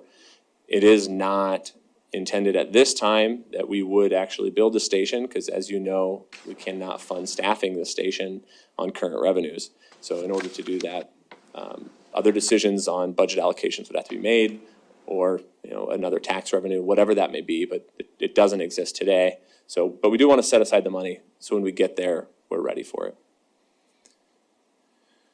Parks projects, this is where we're going to go into some detail on on a few of these.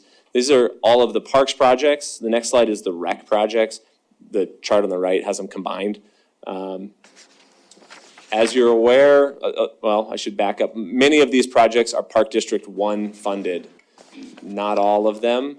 There has been a correction. The book is wrong on that. I'll highlight that here in a second. But a lot of this is Park District 1 funded. And if you are aware, the legislature this year passed a bill that requires the Park District to be revoted every 13 years. So for the city of Billings, that'll be in calendar year 2024. I'm going to jump forward 2 slides.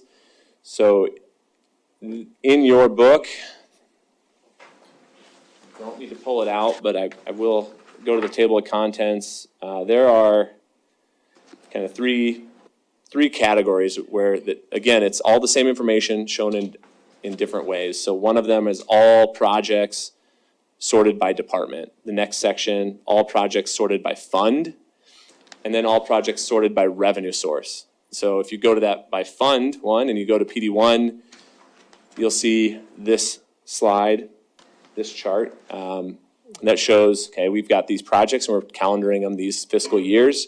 There were 2 master plan projects on the Park District 1 fund. That is not correct. They are funded with cash in lieu.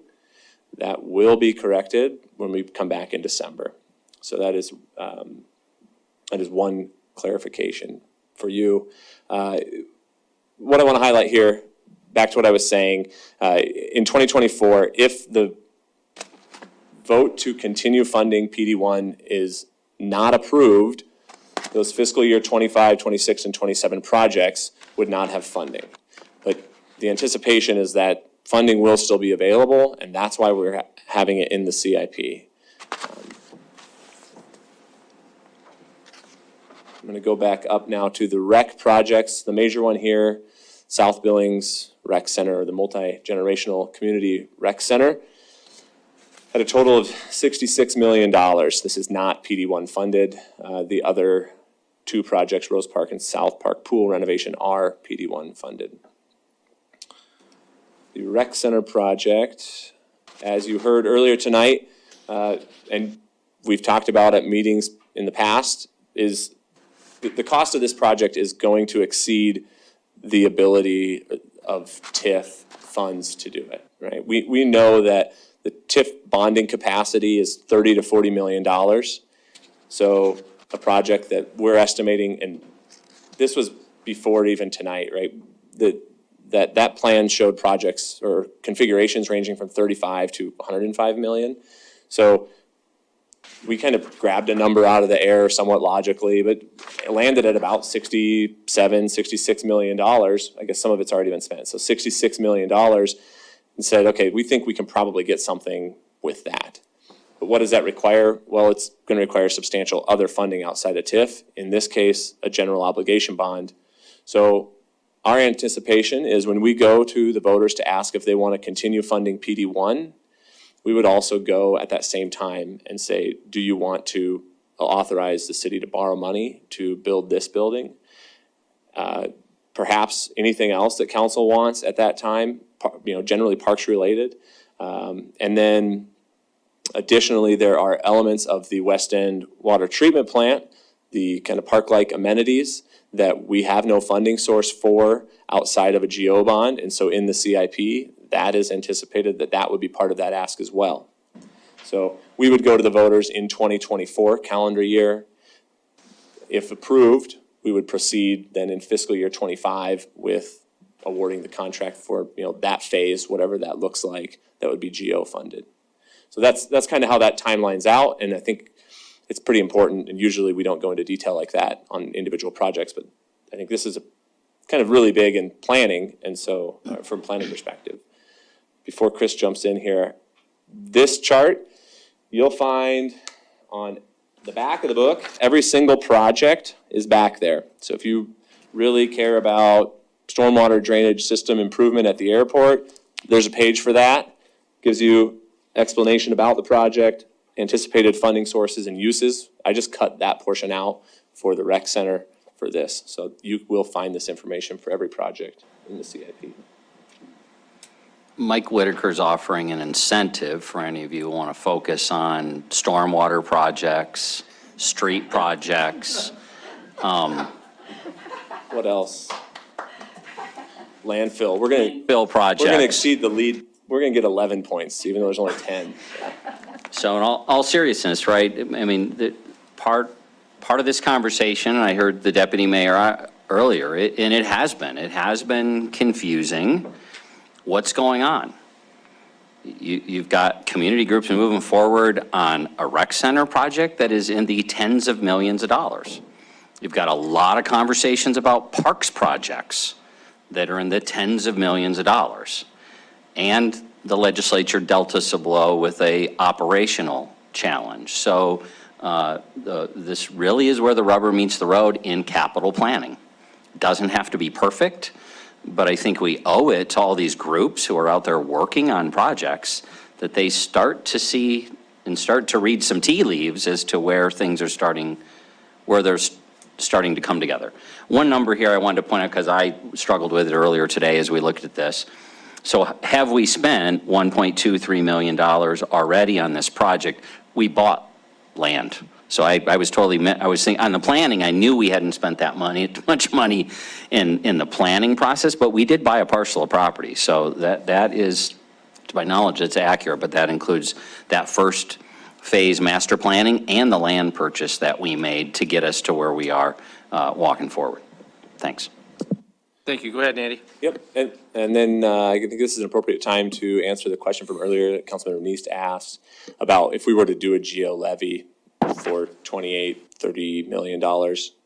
These are pretty round numbers, but per $100,000, in order to make the debt service on that, think about $11 to $12.50 per year per $100,000. So I think that answers your question, Councilmember Neist.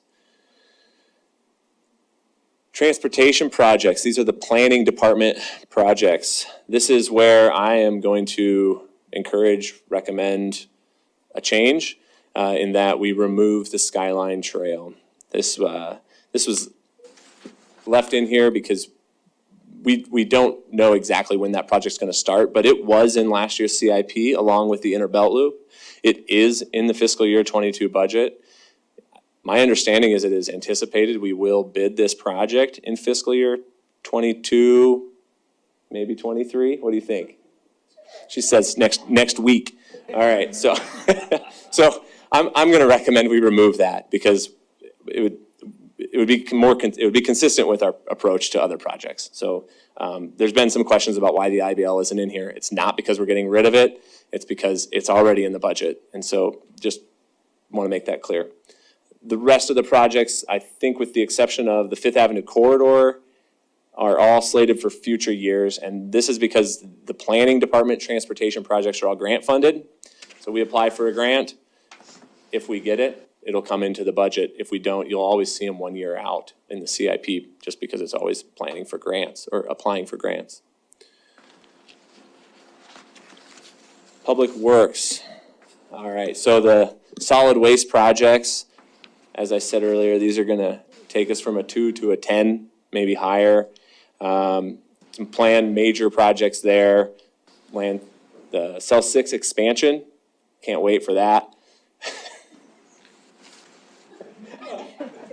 I was trying really hard to learn all of Debbie's projects for tonight, and I didn't. So she's going to do great. This is bad. We're going to expand the composting facility there and MRF. I think those are the two major ones, and those aren't new, but kind of moving down the timeline into reality. The storm projects here, in the past, we've done undertaken a master plan to identify areas of the city that have major need, and I think you're starting to see implementations of that here. These are funded solid waste with your utility bills, and then storm projects. We have a storm sewer district on your tax bill that pays for these. These are the public works transportation projects funded, I'm going to say largely by street maintenance, arterial, and SIDs. And so you're going to see a variety of projects here, some annual programs where we may know where those are in the next year or two, but as we get further out, it's not quite clear where they're going to be, but we know that we have the need for gravel street reconstruction throughout the city. I don't know if there was anything major on this one I was going to highlight, so I'll let you ask questions on that later. Wastewater and water projects. The West End Water Treatment Plant on here planned largely in 23. Down there at the bottom, you see the 36 million. Almost all of that planned with water revenue, but there are the park amenities that are included in that number, in a total of $7.5 million. Some of that we're recommending you fund with ARPA dollars. The other portion would be phased out in future years as part of a GO bond or donations, but at this point in the CIP, it's anticipated that we would include that with the Parks GO bond. And then I think the other big number on there is the water reclamation facility improvements at $66 million. I think my understanding there is there's some potential for some DEQ regulations that would require significant investment at our wastewater treatment plant. If those do come to fruition, then we want to be planning for that. And I think that's all I've got there. Again, the schedule here, our plan is to take information from you guys, continue to present to public, get feedback, come back on December 13th with a few changes. But largely the proposed CIP you see here is what we'll be asking you to adopt on December 13th, unless you tell me otherwise.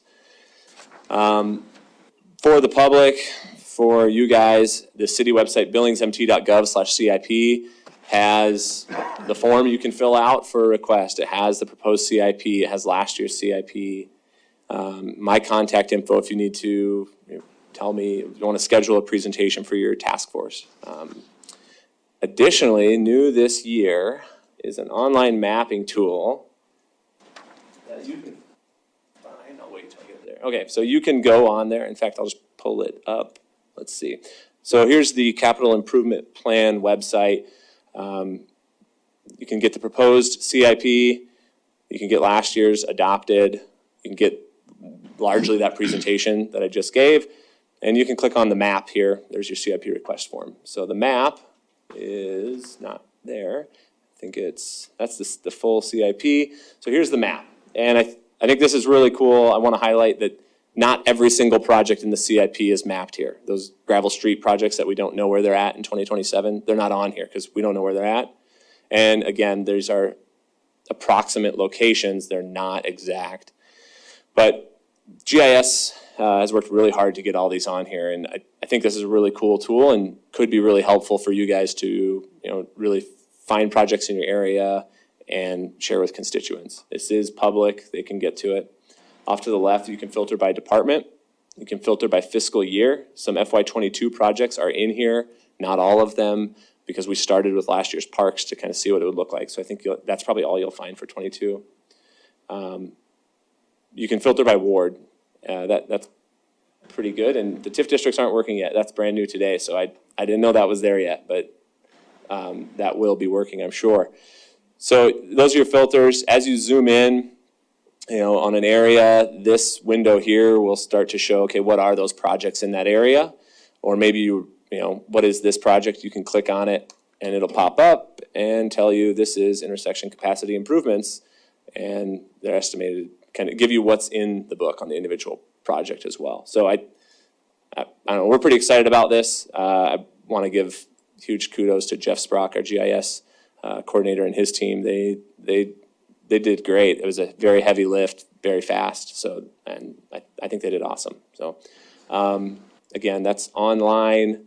You could write that down or just go to billingsmt.gov/CIP, and the link is right here, the CIP project map. I'm going to go back to the presentation and let's resort this because that's not where we want to go next. Okay, so the CIP changes that I think you should expect to see from me are anything you recommend. But then additionally, we're gonna remove the Skyline Trail when we come back to you. And then the PD1 projects, those were the master plan. That's a Cottonwood Park master plan, and then the Parks and Rec comp plan update. Those are not PD1 funded. In the front of your book, it is incorrect. In the back of the book, it is correct. And so we'll update the front to reflect that.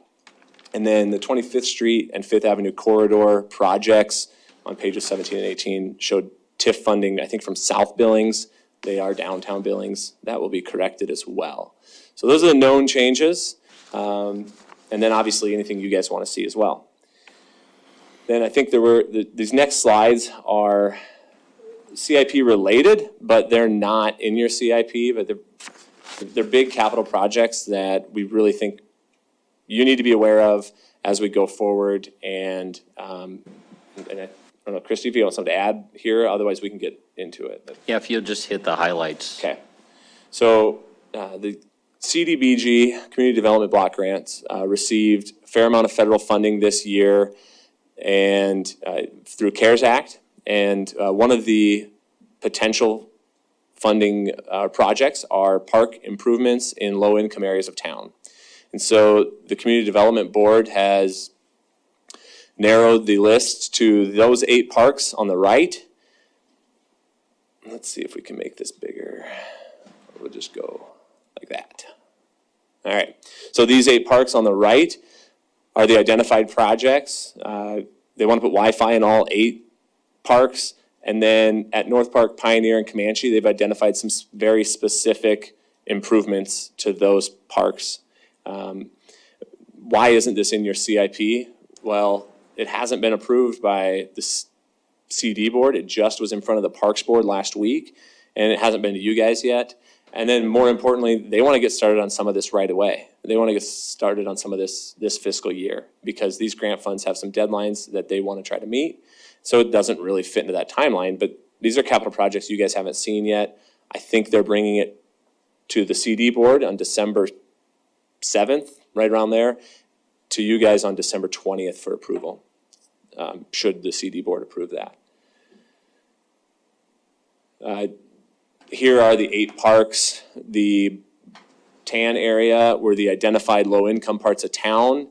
And then I think through that Vista survey, they had I think that's how they identified the locations for the areas of town, I believe, because they had to identify that it was impact of COVID is what drove the need. I'm not going to be your last presenter on this either. Brenda will be giving you better detail, but then the blue dots represent where the specific park is located. I didn't know where Comanche Park was. It's the furthest west and south blue dot, furthest west blue dot on the map there. But there's some big need there. I think they've been pulling out playground equipment for a while every time something breaks, and this would actually replace it. There's the timeline. All right, so it went to Parks Board last week, Community Development Board December 7th, to you guys on December 20th. Again, that's why it's not in your CIP, because we'd be getting ahead of that, but they are capital projects you'll see, and I just want you to be aware of that. Additionally, the Parks Board asked the Parks Department to put together a list of all the park amenities that exist in the city.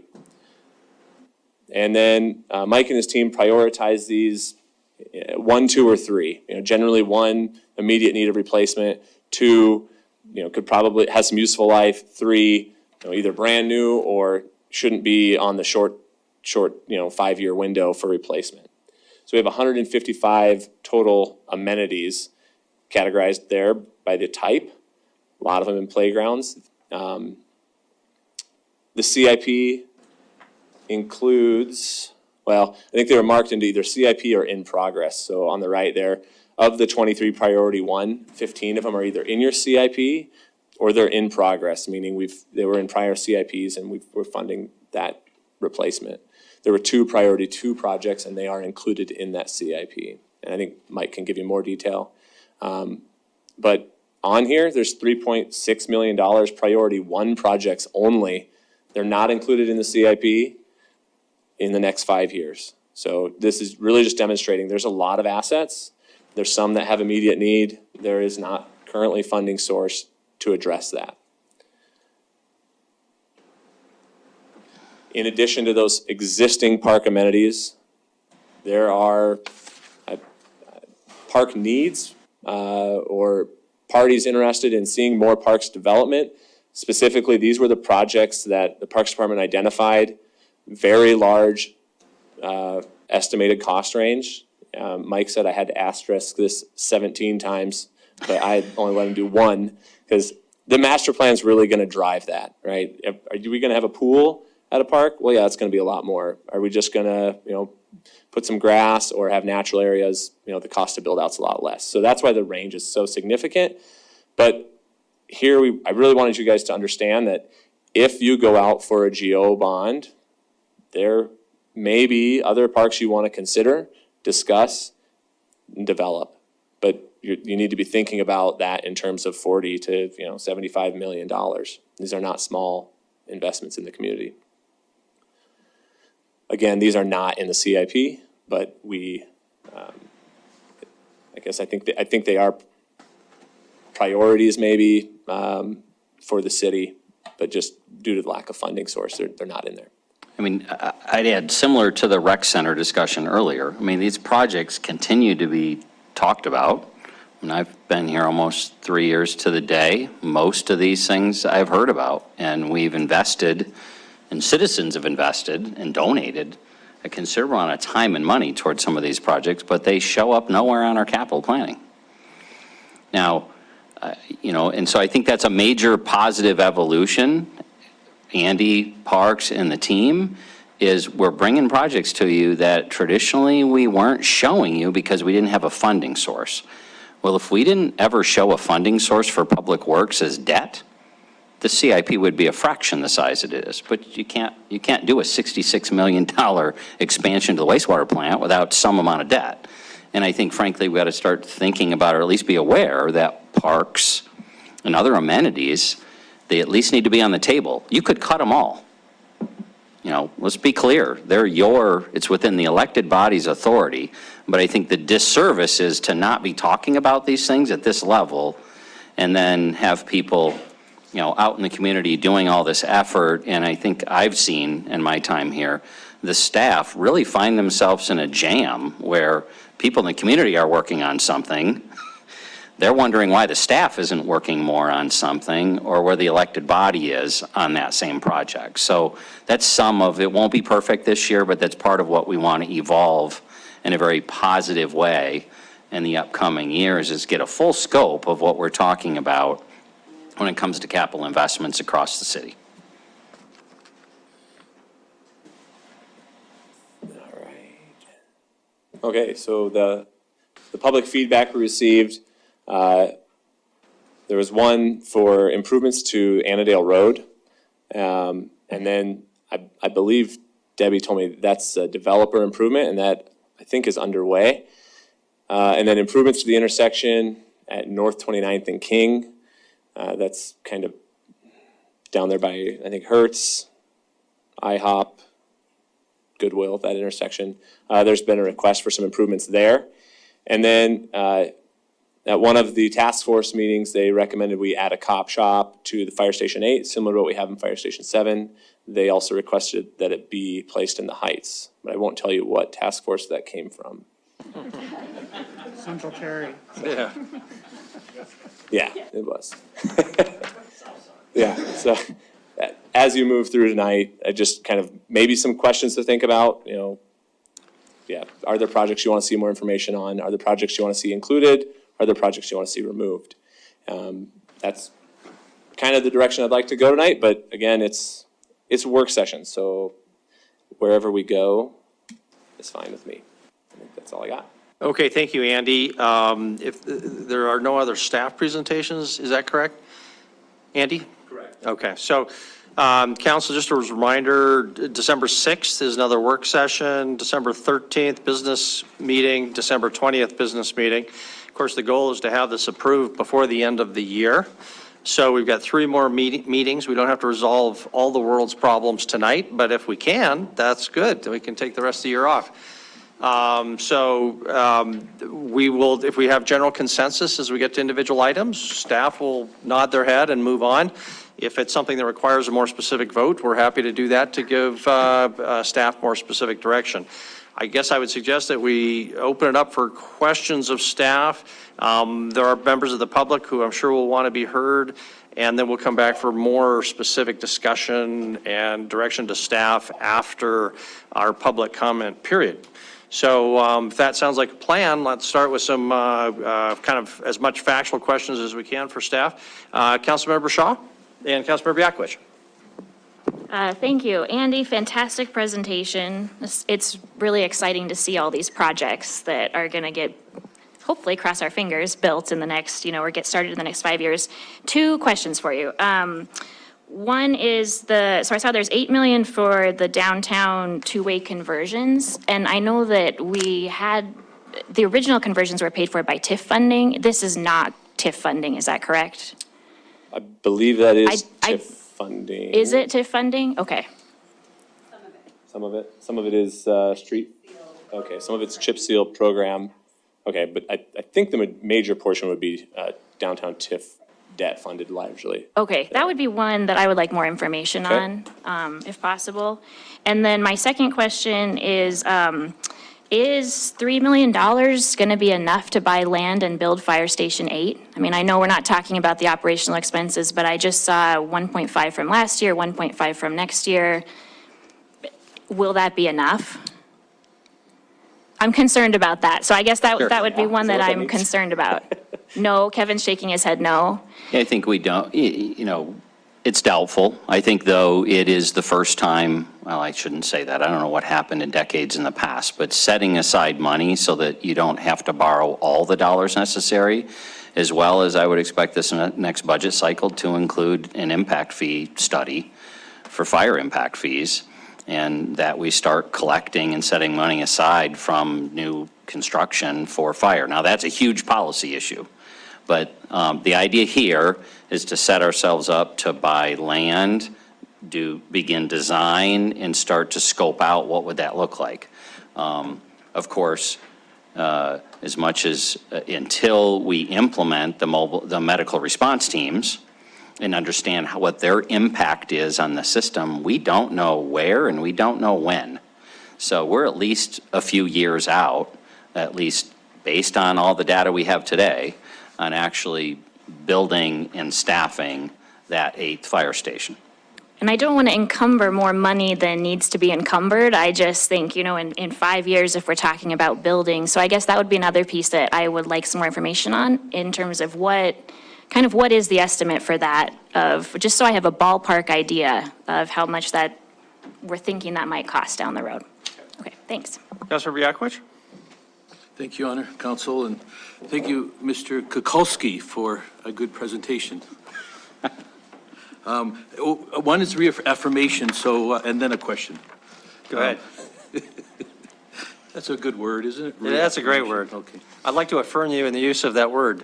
Okay, go ahead, Council. So I really appreciate Dr. Melling, Debbie Melling, for the lead removal. So I just want to keep that going for the next 2023 and 2024. So, and I know there's a big number that was there and it's being reduced, so awesome. So I just want to make sure we keep that on. I do want to thank the parks for keeping the South Park and Highland Park on. They are in need, especially renovation of the pool. So one question I have would be on, and then reaffirming South Billings urban renewal is on last year's budget for the Mitchell and Bruce and all those streets. That's already been approved, so it's not on this, okay? Correct. Thank you. And then finally, the question is 21st Street underpass. How could we, is it on here? And how do we get it on here? Dr. Melling, would she know? Doctor, this is, I like this. the staff is going to enjoy this tomorrow. I'm sure they Doctor, will. how did she I'm sure they evolve to will. a doc? Did I miss that? Well, I You have- appreciate it. So 21st is not in here. We have done some cost estimates to figure out what it would be. So we can certainly look at it and within the funding we have, figure out how we would fund that and then what priority, obviously with something else would have to move. So we could look at how much that is. Like I said, I do have that estimate in my office. And then what, where it would fit and what that impact would be. So we can look at that. Just follow up, Your Honor. What even if it had it in 2030? Right. Even, 10 years from now, just so it gets on there in some way. Sure. That's all I'm asking. And I do believe we have a plan that's not documented, well, it's documented in our office, but it's not a formalized plan for the years 6 to 10, and I believe it is in there. Okay. That's why we did the estimate for it. Thank you. Okay. And quick, Go ahead. how many lead pipes did we start with and how many are we down to now? So we started with several thousand years ago, but when we started this concentrated program, we had 1,100, and now we're down to about 300. Awesome. Good Yeah. job. Thank you. Yep. If I could just add to that piece, if this were a town of 110,000 in the Midwest, the East Coast, the West Coast, the South, you would be talking about tens of thousands of lead service lines. So the fact that our city is going to be without lead service lines in a very short order is a lot of work. Yeah, thank you. Thank you for continuing to be on top of it. Councilmember Neese? Thank you, Mayor. I just want to express support for the 21st Street, so try and get that on as soon as possible. I know you're going to be gone, but I had 2 more years, so I'll shorten it up to 2 years, Debbie. You mean the Yakowich Memorial Underpass? That's exactly right, yes. Yeah. I don't know to whom to direct this, but the fiscal, page 88 on the rec center, that's the individual page, identifies that design element as being a $3 million cost item. Just going back to our discussion with Dusty Eaton, it seems like it'd be more accurate and less confusing for the public if that number were reduced to something more in keeping with what we were told, namely something in the $300,000 neighborhood. If we wanted to shift the remaining 2.7 later in time, fine, but Andy, you have any problem, or does council or staff have any problem with reducing that number down? I do not have a problem with that, but I think just for some clarity, that number does not reflect the 230 that Dusty was talking about. That 230 is in fiscal year 22. That's actually in that 1.2 million already. Gotcha. Yep. So we've talked about this number a lot kind of internally, and honestly, it was kind of picked by me because we weren't going to be ready to borrow money yet. So the question was, what will we have available to design, to get maybe construction-ready documents with cash on hand? And our estimate at that time is if this is a priority, you can have 3 million, available with cash on hand to do that. You will not be able to do full design, full construction administration. Some of that really is going to be incorporated into the TIF grant portion. So that 3 million number is there just to, and I think, really begin that process, not to complete the design process. Does that make some sense? Yeah, thanks for pointing out that the money is already in the budget for the next step. I guess still it seems a little misleading to have $3 million in the next year or the next fiscal year, but I don't care too much now that I have that better understanding. Maybe the council has other thoughts on that, but other questions for staff? Councilor Bernice? Thank you, Mayor. Andy, and this may be for Mike or Chris, but you mentioned about the potential about as far as these other park projects that need to be done. And a couple of, I think last year, we actually saw some shelters at a couple of the parks. I think one was in Castle Rock, one was on the west end somewhere. And those were taken out. I think that those type of events or those type of facilities in the parks can be well used in a lot of different ways. I would hope that those could be added back in, and if the funding source has to be added as, some kind of GO bond or something like that to indicate that's what the funding source is, or renewal of PD1 or whatever it may be, that we continue to plan for some of those park amenities along with that other list there. But those 2 items specifically, because I think the community saw those. I think the feedback I had that they would have been well used. Okay, Councilmember Neese, are you so are you requesting maybe specifically that those two shelters that were removed be considered and incorporated into the CIP and maybe nothing more than that? Is that, just so I understand what it is you're I asking? think that at least those two items, I don't want to step on the Parks Department or the Parks Board toes on what, but I know that they had recommended those at one time, and due to funding, they were cut. And if we're looking at maybe having to add funding and some kind of bonding, then let's add those as a priority like we had before, and then say, well, the funding is going to depend on the funding we get, you know, in a GO bond or something like that. Okay. Thank you. Okay, Councilor Boyette? Thank you, Mayor. Andy, I was just looking at the fire station, 1.5 million. It says the project funds the site plan, design, architect fees, and fire station construction of Fire Station 8. Can we just buy some land and have it sit there for 5 years until we're ready, rather than have that? I mean, Fire Station 8 and 9, wouldn't it be better to buy land now and sit on it than wait 5 years or something? I'm just, Yep, Councilmember Boyette, we certainly could buy land. There's nothing stopping us from doing that. And if council wanted to move forward with that, those would be the funds I would recommend we use. I think Chris can probably answer it in more detail, but we definitely want to do some siting, identify a good location, because we don't want to just go buy land because it's cheap. You know, and trying to project where development's going to happen, that's really challenging. But I don't know if Chris is going to expand on The only piece I would add is location's a big deal. I mean, if you look at the 2017 fire station analysis, it had, in an ideal world, you'd relocate 5 stations. Well, that was immediately kind of, I think, brushed off, because that's a lot of money to relocate stations. The point I want to make is this: where you put the stations really matters as to the polygon of what it can serve. So I think there is a point at which we shouldn't wait too long to buy land, especially if land prices are going up, but we don't want to just loosey-goosey go buying parcels that aren't going to be in the right location. but of course, we paid for a survey that says we don't need a fire station.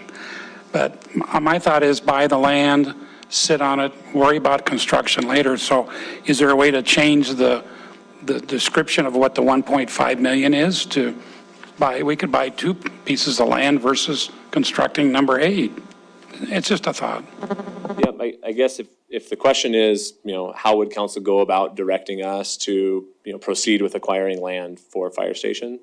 And I think that during the budget process, if you didn't think that adding 1.5 was enough, we'd want to talk about that at the CIP. So we'd want to bump that to wherever you really think it needs to be, if that was the goal. And then at the budget process, budget timeline, that'd be the very time to say, no, we don't want to just set it aside. We want you to pursue, and I don't know what the right process is, but, you know, if that's hiring somebody or just go out and find that land wherever the chief thinks is a good spot, you know, that would be at the time, I think, to really say, that's what we want you to do with that money. Don't set it aside for, you know, council to figure out in 8 years. In fact, I'll add, we had 2 parcels ready to purchase, one in the West End and one on the Heights, because the 17 analysis talked about those stations. But you read the CPSM report and you look at the data deeper, and it really calls into question as to when and where the stations are going to be. I think we believe absolutely east and west based on growth patterns, but inner belt loop, brand new interchange, COVID-19 and what it's done to the construction industry, and there's a lot of moving parts. So to Andy's point, if you guys said go forth and locate parcels and bring them back to us, we could amend the budget this year. We could put it in, include the purchase in next year's budget, but the CIP, to Andy's point, I think you'd either continue to move forward with this $1.5 million or some other number if you want a different number there. Councilor Ronning? Thank you. I guess this is where I see this type of a conversation is a little bit problematic, and I'm looking at you, Andy, but I'm actually talking to Chris.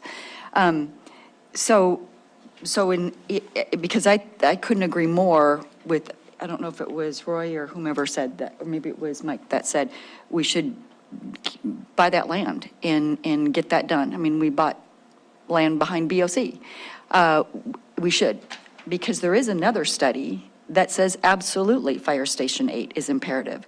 And the council still has not had the opportunity to discuss the CPSM study appropriately. So I guess I would say caution that making decisions based upon a CPSM study when there is another study that does say Fire Station 8 is absolutely imperative, and have a full council discussion, because the council is the policy body on that and is the budget. Because I asked Mike Boyette if he had received the study for 2017 that was done and presented to city council, and he hadn't. And my guess is other council members that came on have not seen that study that was done either and presented in 2018. So there is another study that does say Fire Station 8 is imperative. So I guess I would encourage that conversation to continue, to be looking at that land and have a real serious conversation about that, because I think no matter what, the Heights is continuing to grow, and they are not serviced properly right now, in my opinion. They are not serviced properly by emergency services when it comes to fire. So I think that is a serious priority. So, thank you. Thank you. I just have a quick question for Wyeth. Wyeth, the page 103, the planning department, and that whole section has lots of trails programs that all have a transportation alternative program element for funding. And that's uncertain grant dollars, of course, and some are recreation trails program. What are our odds of actually seeing significant TAP or recreational trails dollars in this 5-year time period? So, for example, Stagecoach Trail has I think a $2.5 million segment dedicated to the Transportation Alternatives Program, grant program. I appreciate the department wanting to get out there and compete for those grants. That's absolutely critical. We saw the benefit of doing that with the Build Grant, but what are our odds, if you have any way to measure that? Mayor, thank you, Mayor and Council. So I'll two pieces there. Yeah, I would say the Recreational Trails Grant Program, I'll start with that one. That's the smaller one.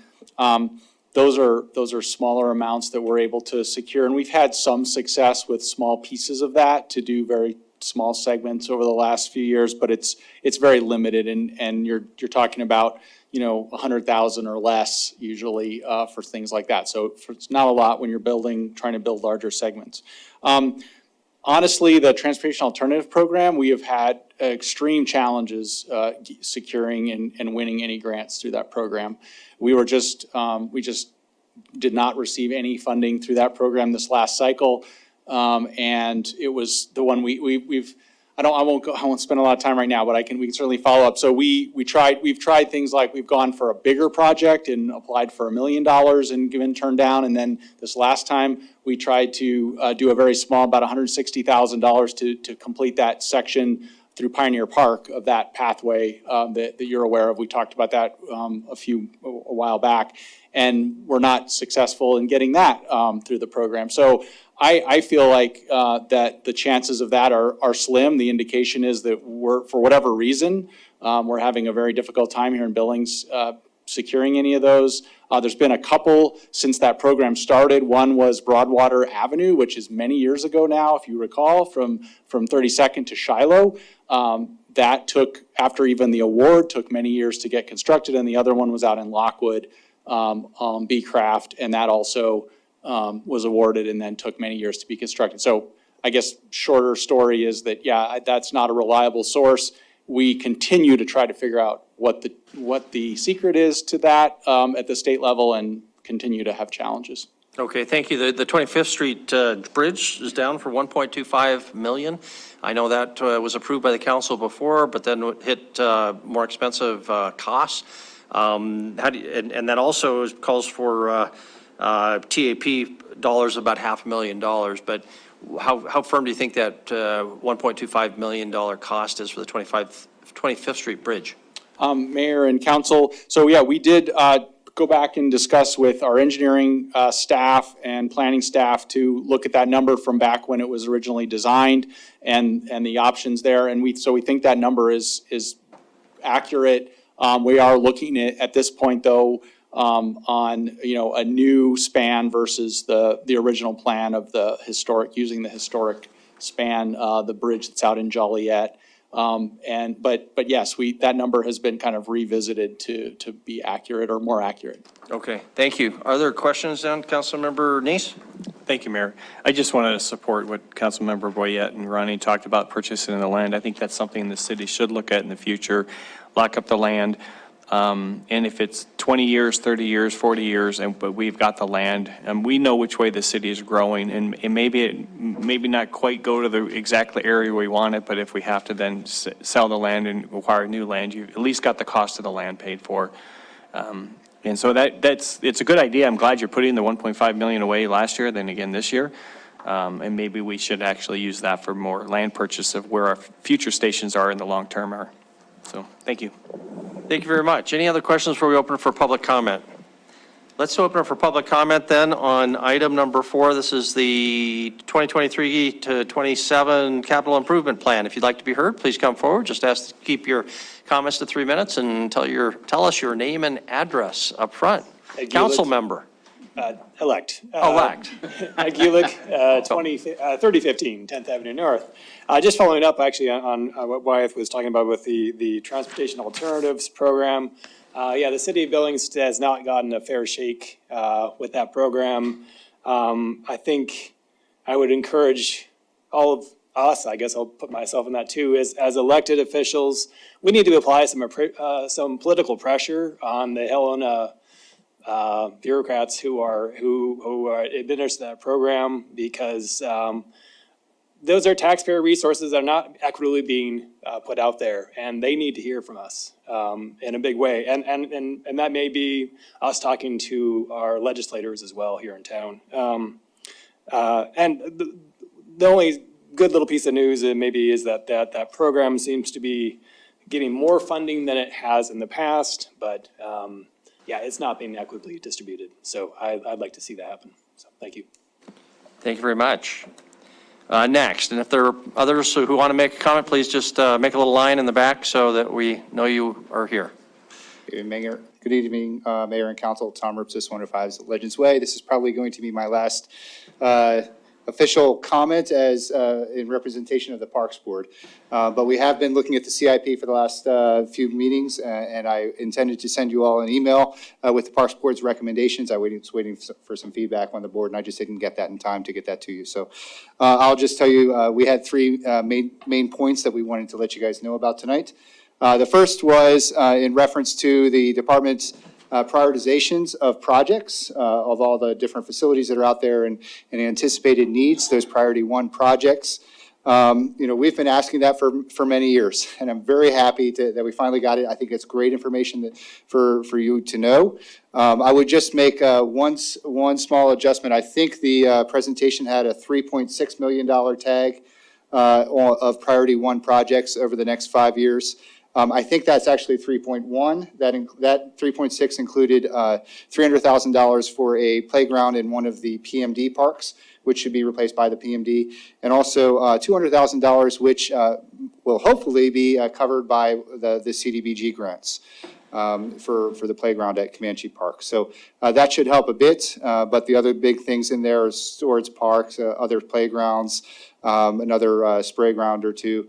Those are all big ticket items that are anticipated needed in the next 5 years. The second point we wanted to point out was we don't necessarily agree with the idea of doing a comp plan update in this 5-year period of the CIP. The 2017 comp update, comprehensive plan was, I think that would have been actually fiscal year 2017 or 6, I forget how they lie. But that only gives us 8 or 9 years. And at the time that it was done, it was expressed to us that it would be a 10 to 15-year plan. We think that's too soon.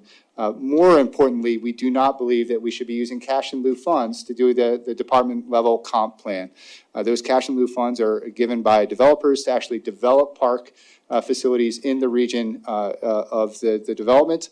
And a department level comprehensive plan just does not seem to be of the same in nature as doing, say, a master plan for Cottonwood Park, which would actually develop that park. So that was the second item. Finally, the third item was, you saw about $180,000, I think it was, related to aquatic studies.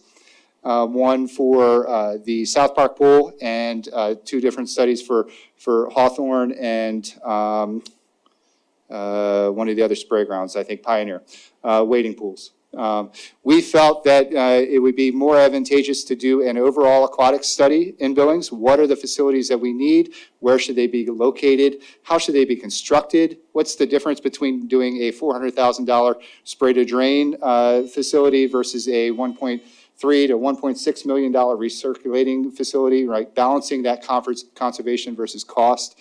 We thought doing that type of study, which Michael Whitaker kind of agreed, that would actually feed into an updated comprehensive plan. We felt that would be a better use of the study money up front than doing those 2 separate facilities. Really, honestly, to just give us information we know. We know we're going to replace or upgrade South Park Pool. We know we're going to, do something new at Pioneer, but just thinking more strategically about how those should be located. So those were our inputs on the CIP. On the CDBG thing, really quick, we did recommend that the council move forward approve that as quickly as possible. It'll come through that board and get to you. Those are great things. We're happy to see that opportunity. Thank you. Thank you, Tom. Next. Hi, I'm Christy Drake. I live at 2950 Walden Place, and I'm here wearing the hat of Billings TrailNet.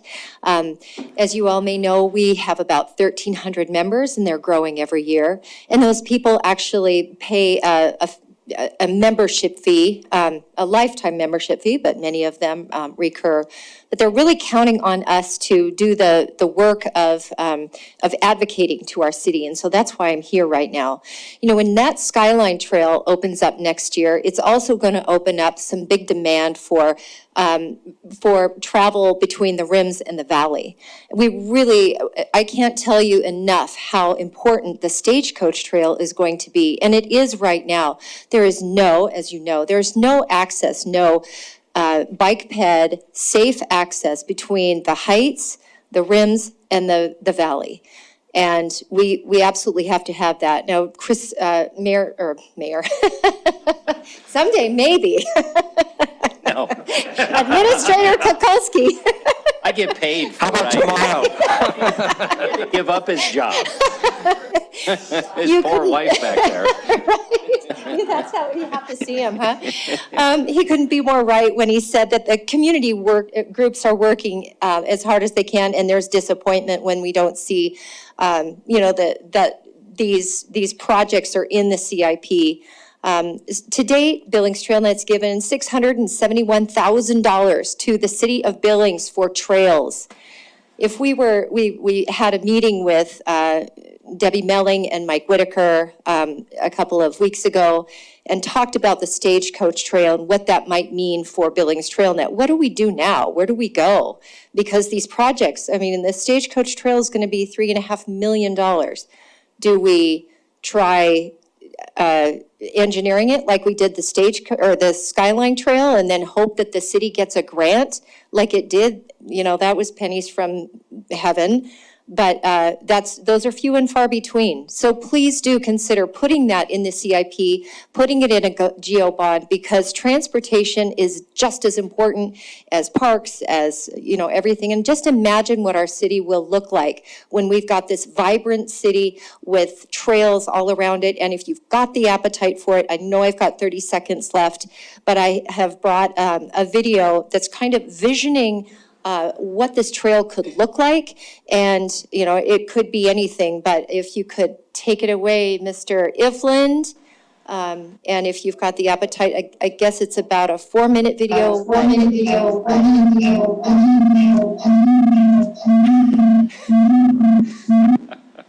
And that's flashing.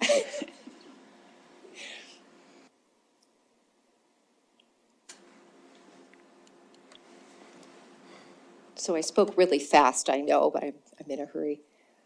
But this is a rendering that we had done of the trail, what it could look like going down. I'm sure you've seen so many bicyclists going up Zimmerman Trail. It's death-defying. I've done it myself, and so many of our members say that is the #1 trail that we need to build in this city. The city is doing a great job at building other trails that are next to, the bike lanes and things like that. But these types of trails that are not part of a city widening, a road widening, are just not going to be done. So something like that where, it could swing way out or it could go straight up or a little more than without that swing out. But you get the idea of what the city could look like. And then imagine the Skyline Trail, and then you've got the trails coming down from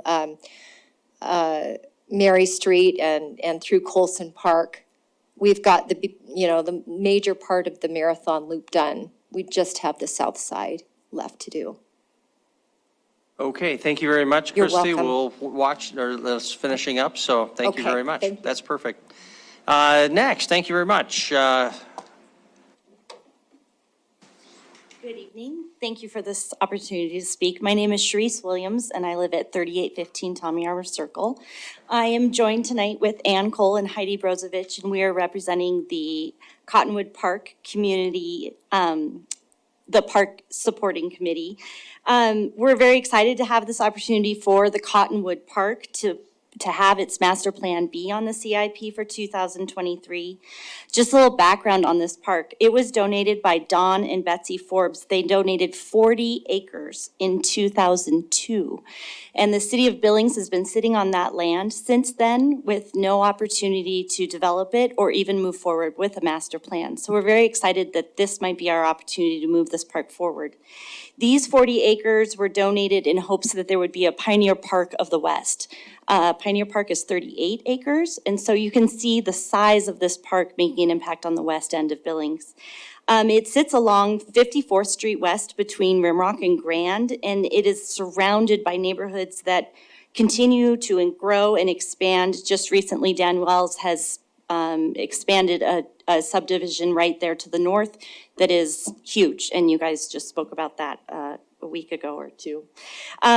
Just some information, there is cash in lieu funds from all those surrounding subdivisions that have been developed within the 1.5 mile radius, and that money has been dedicated and set aside for the benefit of Cottonwood Park. These funds are currently worth approximately $400,000. One of the reasons we're pushing to want to see this move forward is because this amount of money won't get us as far in a few more years. Just think of how much money how much this could have done 5 years ago. And so we do also have another $100,000 that has been privately raised. So Cottonwood Park is moving forward and ready to make progress. The master plan enables us to continue to market Cottonwood Park and make the neighborhoods and the public aware that it is City of Billings land and start looking for sources of funding, including grants. We just wanted to thank you for this opportunity to voice our support and dedication to seeing this park come to fruition. Thank you. Thank you. Next.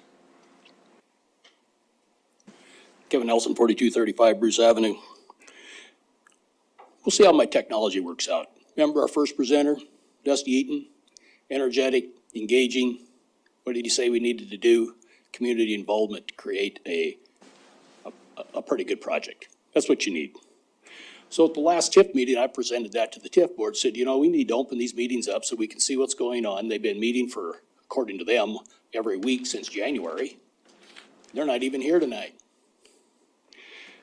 But, so when after the let the people see what's going on. Thanks. Okay. Anything else? Hearing none? Oh, Debbie raised her hand. Oh, Debbie, I'm sorry. Well, are you that far along? I mean, there will be a point where the public's involved more, but we aren't there yet, right? I would have to say that's true. Nice. There'll be a full public information meetings, once we know exactly what we're going to do. Yes, Deb, just to add to that is that we have my favorite expression. We have line of sight to a public awareness effort that's going to have to be part of this rec center as it goes forward. We're not there just yet. We're still in the process of designing determining what we can afford and when we're going to do it and what we're going to do. Wow. Once we have that, we're in a situation to reach out a little bit better. But as of right now, I mean, just big picture, the intent is to inform the public and to bring them into the discussion, because that's going to be a very significant source of possible donations for this. We don't want to lose that. So I wanted to add that to Mike. Yes, so I would also like to comment that the analogy I'll use here is every discussion that takes place in the city is not done in public. Before anything is approved, it comes before the city public for their comment. And therefore, I think it's totally unreasonable to have every committee meeting announced and invite the public into it. We'd never get anything done. So So if you want to comment, Kevin, go ahead, just do it quickly. Or is that self-explanatory? So what did Mike Mayotte say? We don't want to engage the public because that inhibits our work. They've been meeting and this is all they got. They're hiding behind the public, these private meetings, and they haven't got anything done. So, I mean, that just demonstrates just how, I mean, look, we're going to spend $250,000 for what now? To step all over what these last 11 months of their weekly meetings? I mean, what have they accomplished that the $250,000 consultant won't, which we should be doing, because he's going to bring a clear canvas, unvarnished, and he's going to put everything on it without biases. They are going to bring their biases to this, which is really going to disrupt all of this process. And so, I mean, that just goes to show you that they just refuse to have anybody involved down there. And I think public involvement would have moved this farther down the road quicker. Thanks. Okay, thank you. Any other public comment on item number 4? Don't see any, so we'll close our public comment period. Back to council. Council, it's 10 to 9.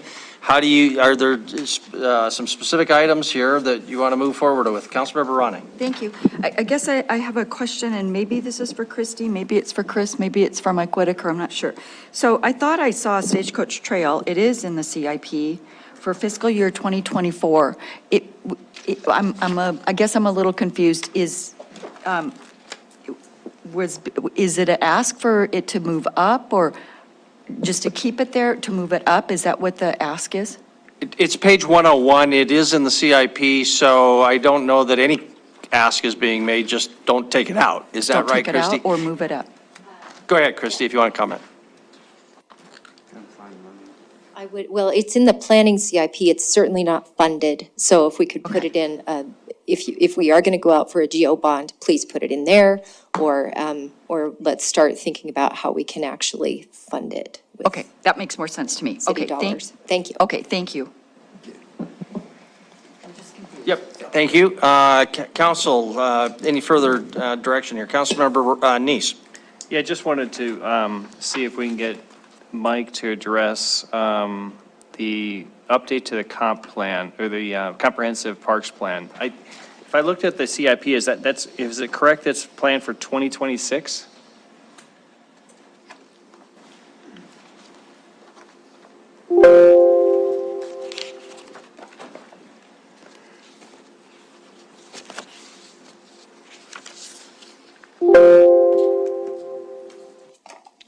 That would be page 89 is the individual page for the park comp plan update. 150,000 in fiscal year 2026. Okay. Mike, on the cash in lieu of, normally, the cash in lieu are for like parks that are around, or the properties that come in around those parks. So if this is a comprehensive plan, is that 150,000 coming from all the cash in lieu funds? Is that how you're funding that? Councilmember Neese, that's how we did before when we funded the first citywide comprehensive plan. We took every cash and lieu fund, put in their share. Okay, thank you. I guess I can agree with Tom on this. I read the plan, it's a good plan. There's lots of good information on there. In fact, I looked at it, it's been maybe a month or so ago I looked at it. I don't think it's that outdated. I know 2026 is quite a bit off, but I would suggest we move it out further, keep it at the end of the CIP instead of actually even, even in 2026. That would be my opinion, but. So Councilmember Neese, that would put it to fiscal year 2027. Is that equivalent of a motion or? Well, again, that's my. Or they can talk about it. Those are my suggestions to the staff to, as they bring back some changes, and if other council members want to chime in, they can sure do that. We're going to have 4 other CIP reviews before we even get to it. So if it stays where it's at, next council can take a look at it, move it a year, in a year or so. Okay. Related, since you're on parks and Tom Rupsis's comment about an aquatic study for all facilities, Mike Whitaker, can you comment? I know that was a topic of Parks Board discussion, and you seem to be at the Parks Board meeting, and I was at, amenable to that. Is that something that needs to be changed in the CIP, and can you work that out, if so? Mayor and council, I'm comfortable with that concept. The whole goal is to look at our two wading pools to determine how to move forward. Both of those wading pools are at the end of their life cycle, and we need to look at South Pool to decide how we want to move forward. So yeah, I don't mind aggregating them all together and do a comprehensive plan. I think that'd be fitting. Okay, so the details, I guess you'll work out, is what I'm hearing. So let's help get a little bit more clarity. We don't have to vote, but it would be good to have a nod or a vote, which is, do the majority of you want to do that? Because when one person says something, it doesn't give us direction. So I'm seeing some nods. I'm going to make a motion on the aquatics center that we direct staff to do what staff is inclined to do already, which is to come up with a plan for its comprehensive aquatics plan to be part of the CIP. That'd be the motion. Is there a second? I'll second that for discussion. Second, Councilmember Neese. Is there any discussion? Councilmember Neese? Yeah, I would like to know how this fits in, because we're talking about the Suburb and their South Recreation Center. They talked about pool. They did some studies about what kind of water and things they wanted, and now we're going to do another one citywide. Actually, the 2017 park study also had some stuff in there. So how will this study impact what the Suburb is planning on with their pool in that? Or is this only going to be looking at wading pools, things like that? Do we know what the scope of this study is going to be really looking at? We'll let Mike Whitaker comment, and then Councilmember Joy. Mayor and council, initially, we were looking at 2 wading pools in South Pool. So doing a citywide comprehensive study would definitely enlarge that scope to look at all aquatics and Billings. Okay, thank you. Councilmember Joy? Thank you, Mayor and Council, and I might not be very well informed in this, but as far as I understand, when South Billings is talking about the aquatics needs that that are identified, they're referring to the Victus study that was done and surveying that was done at a different time, but it certainly doesn't go into a detail in terms of, do you want recirculated water for a splash pad, or do you want new water in for a splash pad? That I do not believe that anything that South Billings has done in terms of that has anything to do with some of the questions you may have in terms of splash pads. Thank you. Okay, so there's a motion, further discussion on the motion. Councilmember Yakovich? No, Your Honor. No? Okay, well, are we prepared to vote? Is the motion clear? If so, all in favor of the motion, please say aye. Aye. If opposed, say nay. There's direction on one thing. Thank you. Could I candidly ask the same thing relative to the comp plan? you want to move that to 17, I think there's good logic behind that. The bigger, broader policy decision, frankly, is funding. And yeah, I, as city administrator, I think the funding for cash in lieu should go for actual projects on the ground. Why hasn't it? Because there's not planning money. So to have planning money, you got to fund planning. So when you get into the discussion about what's the Park District 1 assessment and where you're going to fund, if you're not going to fund it with the cash in lieu money, you got to fund it other ways or you don't get the planning done. So that's the pickle you're in. So I don't know if you want to give any more direction, you don't have to, but those are a couple of kind of on the ground issues relative to the CIP. Just to keep it moving, and that's okay, I would make the motion to move it 1 year back to 2027, keep it as cash in lieu for that reason. There just as an alternative. It's a long ways out. I imagine the councils between now and then will be making some adjustments. But just as a way to get the discussion going, that would be a motion. Is there a second for that motion? Councilmember Joy has the second. Now, discussion on the motion. Councilmember Neese? Yes, Chris, just to follow up what you were talking about, I mean, you suggesting a different way to fund this other than the cash in lieu? I mean, are you saying you have to use PD1? What are your recommendations or other ways that you would see us funding Your only other mechanism today is Park District 1 or cutting other projects. I mean, so, we've given ourselves, we've made huge strides, right? We inherited a program 3 years ago that was fixed, stale, and nobody would move it off of $2 million since it had begun. We had an inflationary adjustment. That's extremely helpful, but there was a lot of talk about maybe not doing inflation at that level, but I hear us wanting to find ways to fund plans other than through cash in lieu. So that is your only tool today. Your only tool is either cut other projects in budgets or CIP, or recognize when you get to budget and setting the Park District rate, what are you paying for? And just a reminder, of course, there is no Park District 1 in fiscal year 2027 at this point. Yeah, and that's a good point. It may not be, and so it may be there. We don't know what's going to happen. So I suppose I agree with moving it. If we want to make a notate also in there that maybe some other alternative funding that may come available during that time, because there may be some. At least I'm thinking there will be some funding coming.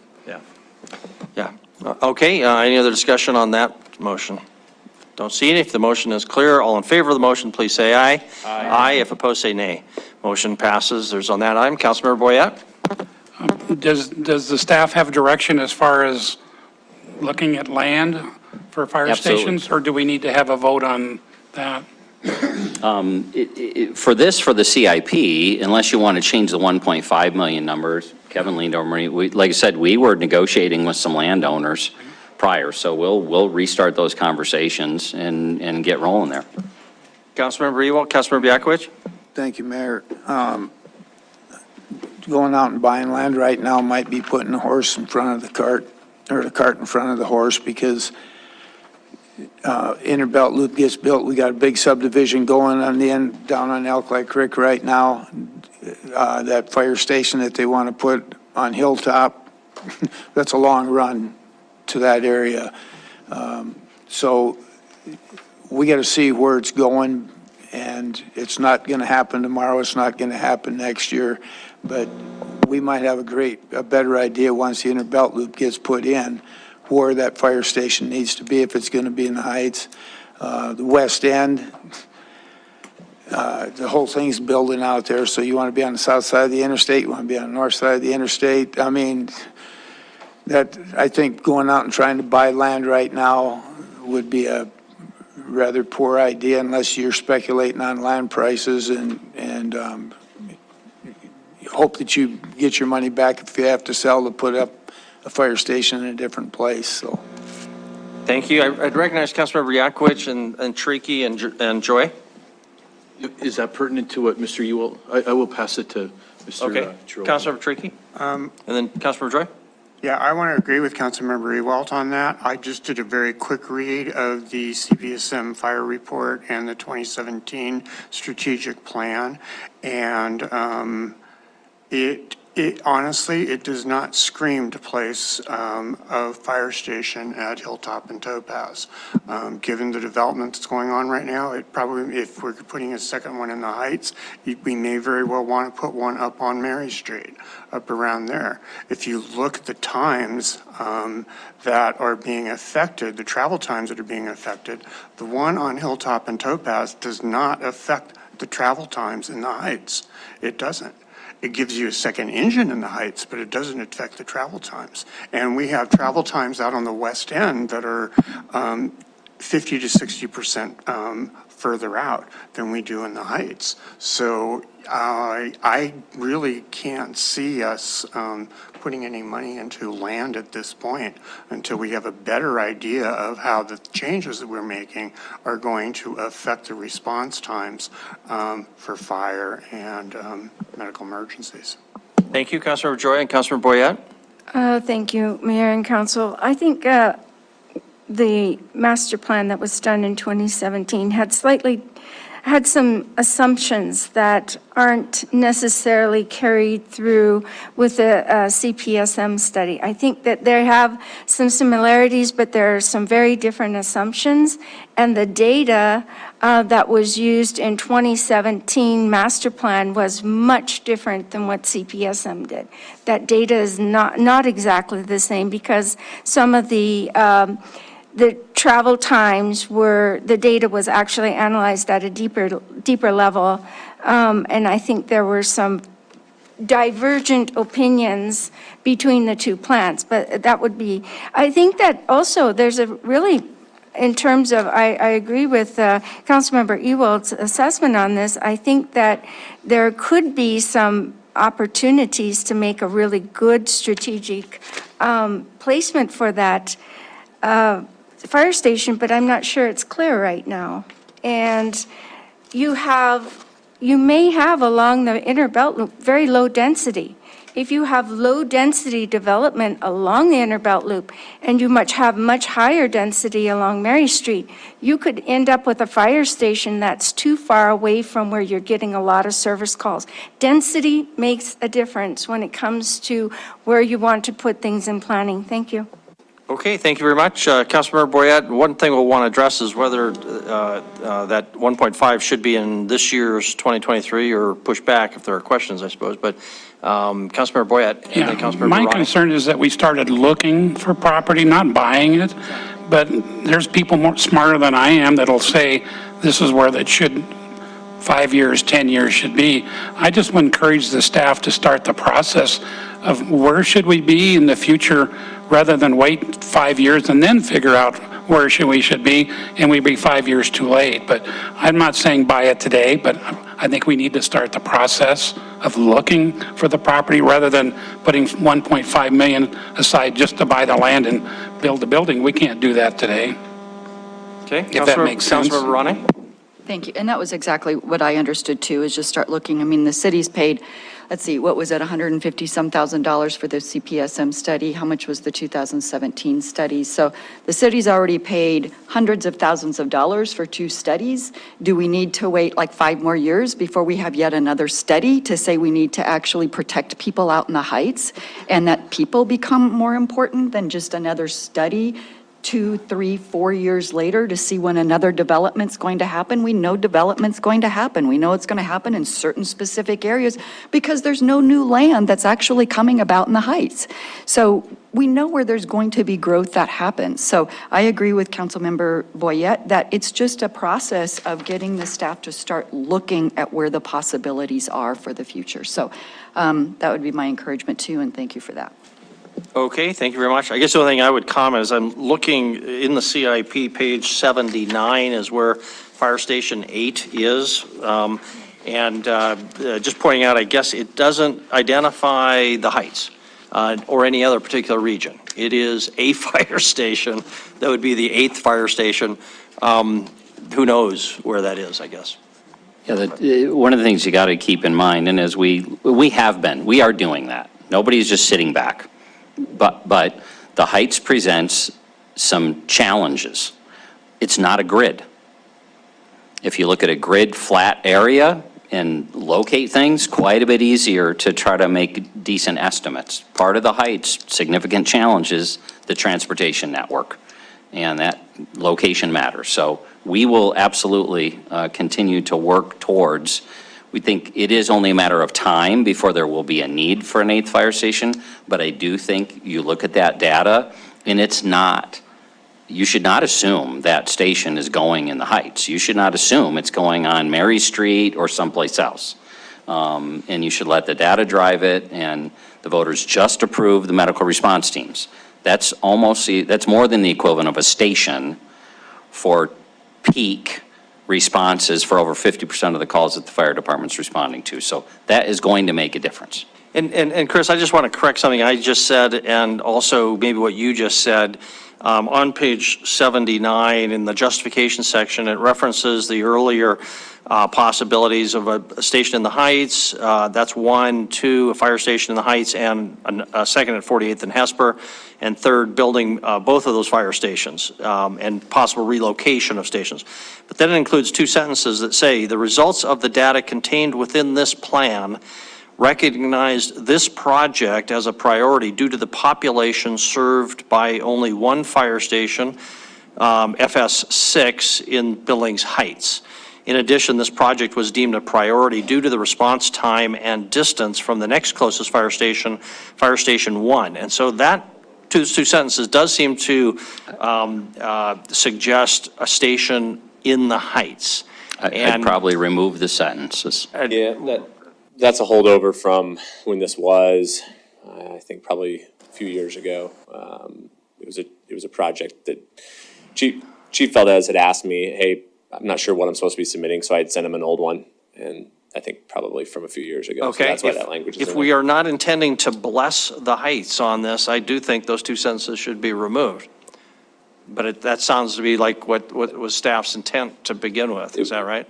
Yeah, it was not intended to identify anywhere specific in town. Okay. Yeah. So I would recommend removing that from that page. Okay. If nobody objects, I guess that's what staff will do. Further direction, staff comments, back to Councilmember Yakovich. Thank you, Your Honor. Good discussion. Nice that you're agreeing with Frank. Go ahead. Okay. Dang it, Frank. I have 2 questions. One real quick, very long questions. So one is, is it premature to make a motion for 21st Street, or we're going to wait for Debbie to bring the information back and then we'll talk about it? Never premature for your motion, but my question, I have no idea what kind of a scale of a budget we're talking about. Is this a $500,000 project, or is this a $2 million project? And then that starts shifting other things. So Debbie, if you could help us scale. Sure. So we've looked at a couple of different things. One is a pretty massive project, rebuilding 21st, making it deeper, all that kind of thing. That's massive, in the millions and millions. The other question we've talked about is, the turn lane on 21st, being able to drop that lane and bring it under. Getting anything beyond 8 feet is going to be very expensive. Doing the improvements like we talked about at 21st to get that turn lane in there, that dedicated lane at a separated grade, that's going to be probably still low millions, but not bridge level. All right. Anywhere from a couple to, I'd say 20. So maybe I could just make a motion to at least put it on the CIP with minimum at this point. Okay. Can you, how about a time period? 2030. That's great. It'd be a little bit beyond, but, so the latest one would be 2027. Okay, 2027. Okay. Yeah. Debbie, that okay with you? Yep. Okay. Is that a motion? Yes, it is. Second. Motion made and seconded. Okay. Discussion on the motion. Is this going to be to complete the project or just do like a study plan? Yeah, I guess, what would Debbie suggest, or? Isn't it if it's in the CIP, that means it's in the contract? Is that what it is? Yeah. I would recommend, if we're going to put it in for the construction as well. We could put a plan out there in a couple of years to look at options, but I would say put in the full construction. Okay, full construction. Okay, and there was no cap on that? What was the final range approximately? Million? 2 million, is that what, okay. Or more. Debbie, we need a number. 20 million. 25 million. We've got a dartboard in the If you're back if you talking need about it. the full, No. Deb, you're talking about the smaller one. We'll probably put, I have the estimate in my office for what it would take. I would say it's probably close to 2 million. That might be a little on the high side, but I will get that and I'll show what we have planned for that time frame, and so what the impact would be. Okay, something in the neighborhood of $2 million fiscal year 2027. Is the motion clear? Further discussion on the motion. Councilmember Nice, Councilmember Ewald? Debbie, you're talking about if it's that lesser amount, we're not going to be able to get emergency vehicles underneath it, correct? So, It would still be less than the 14 feet we require to go okay. full underpass. What about ambulance or anything like that, or?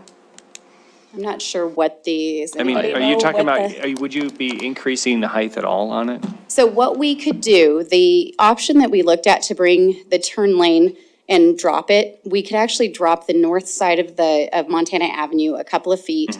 Because then, right now, the biggest problem with the clearance is that you're coming at it at an angle, and it's really, that's why we see the RVs always under there, and it happens.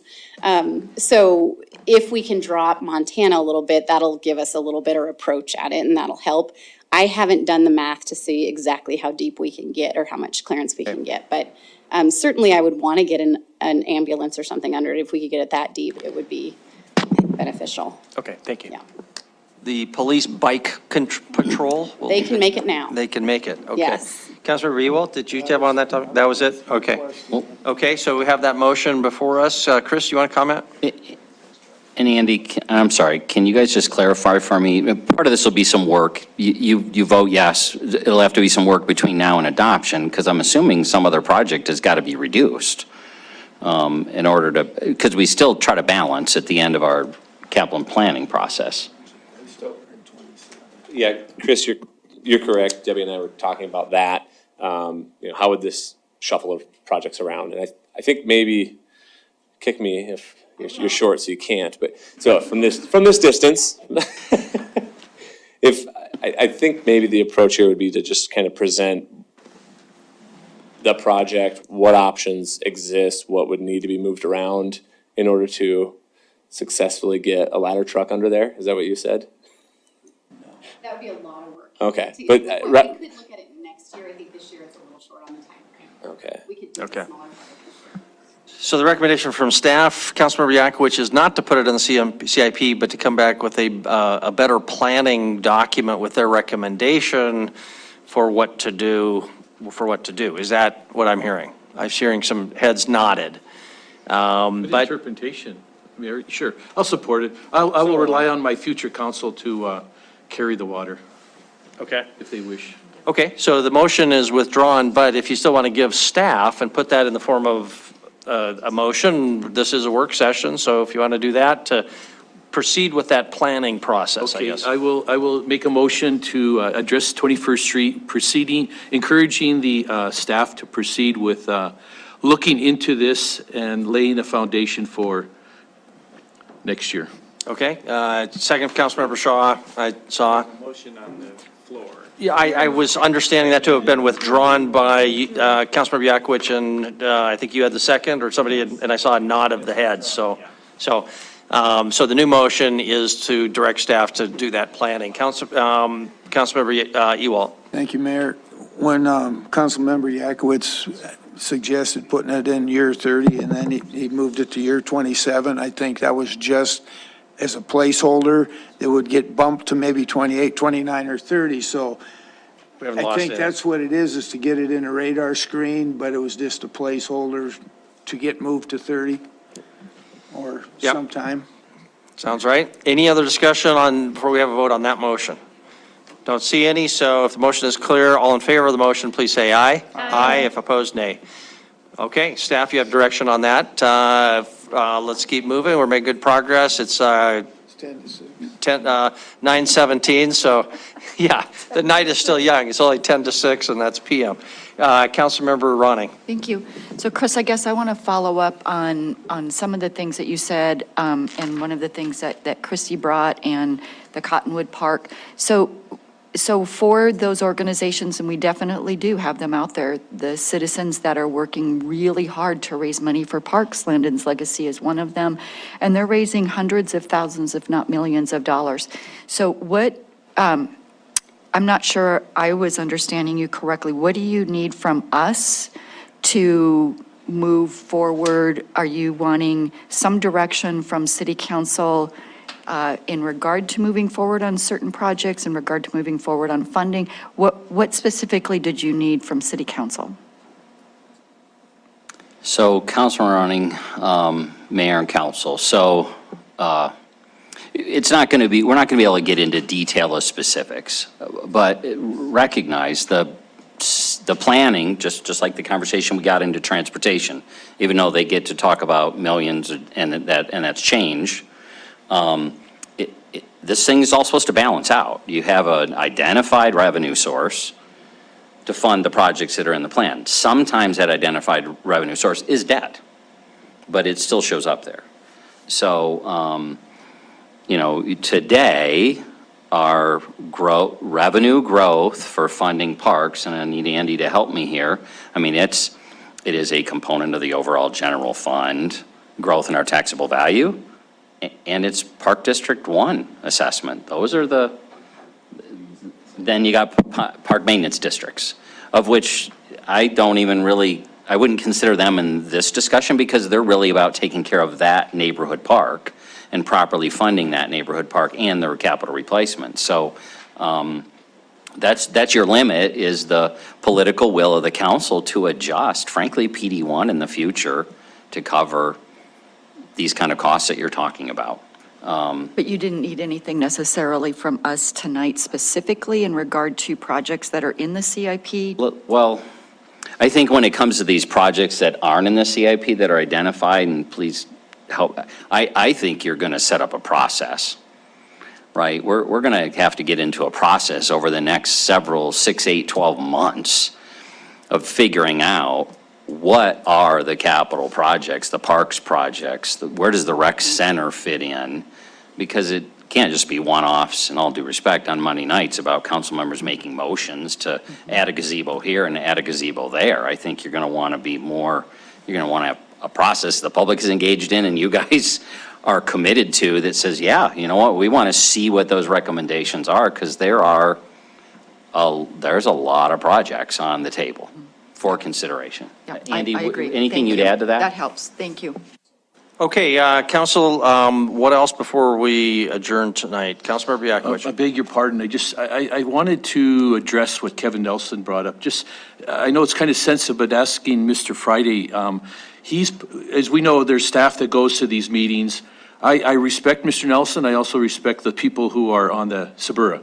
So, you know, Mr. Friday, I think Mr. Nelson brings this up, that the value of public comment and then the value of, you know, what they're trying to do. Can you just wrap your mind around this a little bit and help us? So, you know, not to shove it under the rug, but just address it here. Councilmember Yakowicz, Mayor and Council, I guess I would just say, and I was on Zoom at that meeting. I think this is partly the challenge with the rec center discussion and everything. There's some confusion in a variety of areas, including, I'm afraid, a little bit with some of the board members there about what's going on. And Mike Whitaker could talk to this too, but the process right now, when they're talking about public meetings, so the South Billings folks have had 3 of their members that have had some ongoing meetings, as Jim has mentioned, since earlier this year, to talk about how to move the rec center forward. And those were just meetings that they've had just themselves. They've invited people, sometimes not. And it hasn't been anything formal or anything from my understanding, but they've been doing that.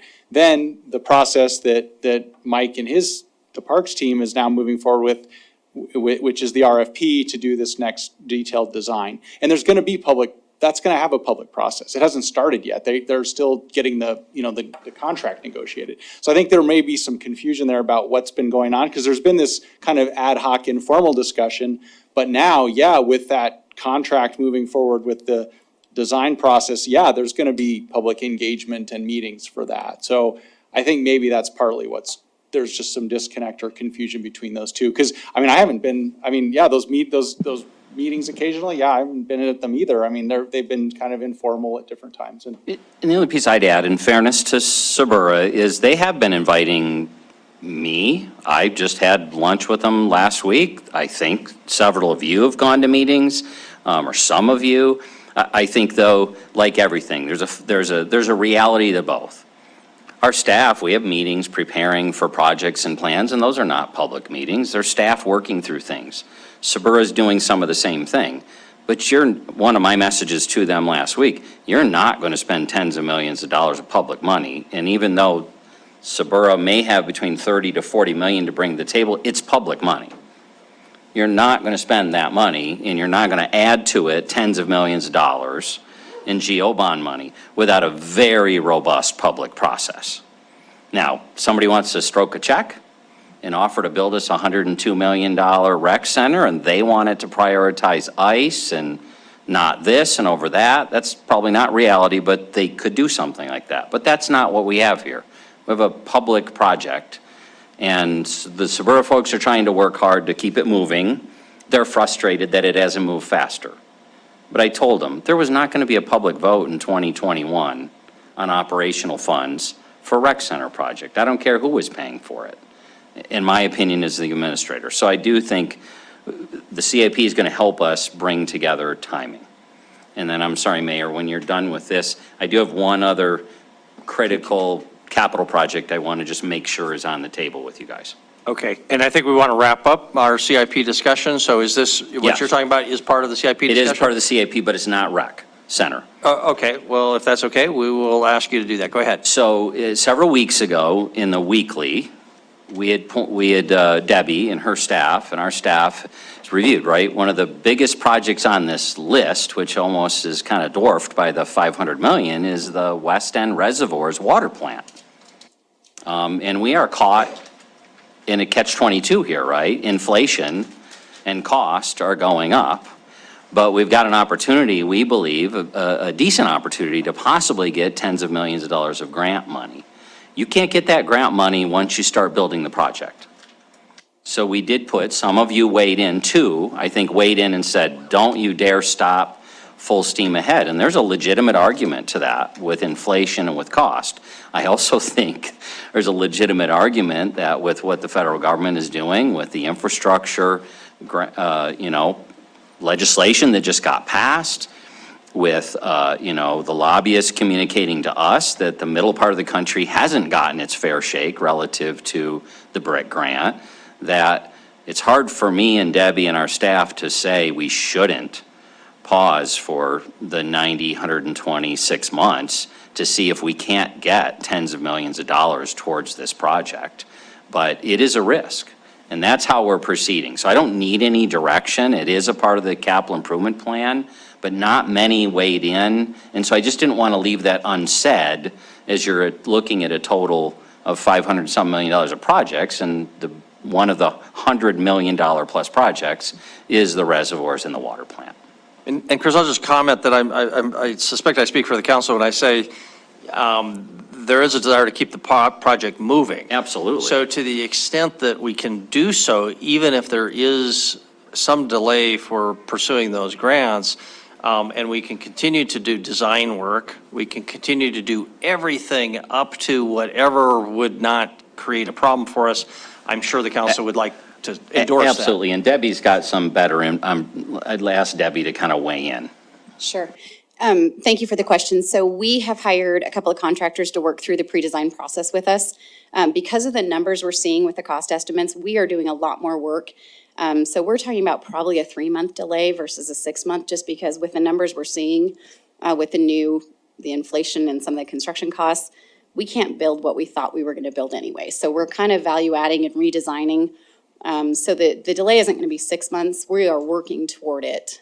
If we can get the funding, we can maybe put back some components we may have to take out, just due to when you see an increase on a $100,000 project, it's one thing. When you see it on a $120 million project, it's millions and millions of dollars. And so we're kind of stuck, like you said, rock and a hard place, but we are moving forward with the contractors we've hired. Okay, thank you for alerting us to that. Council, let's move on to council discussion. If we are okay on the CIP for now, I think that we made good progress, so thank you very much. Council discussion, Councilor Boyette, Councilor Barani?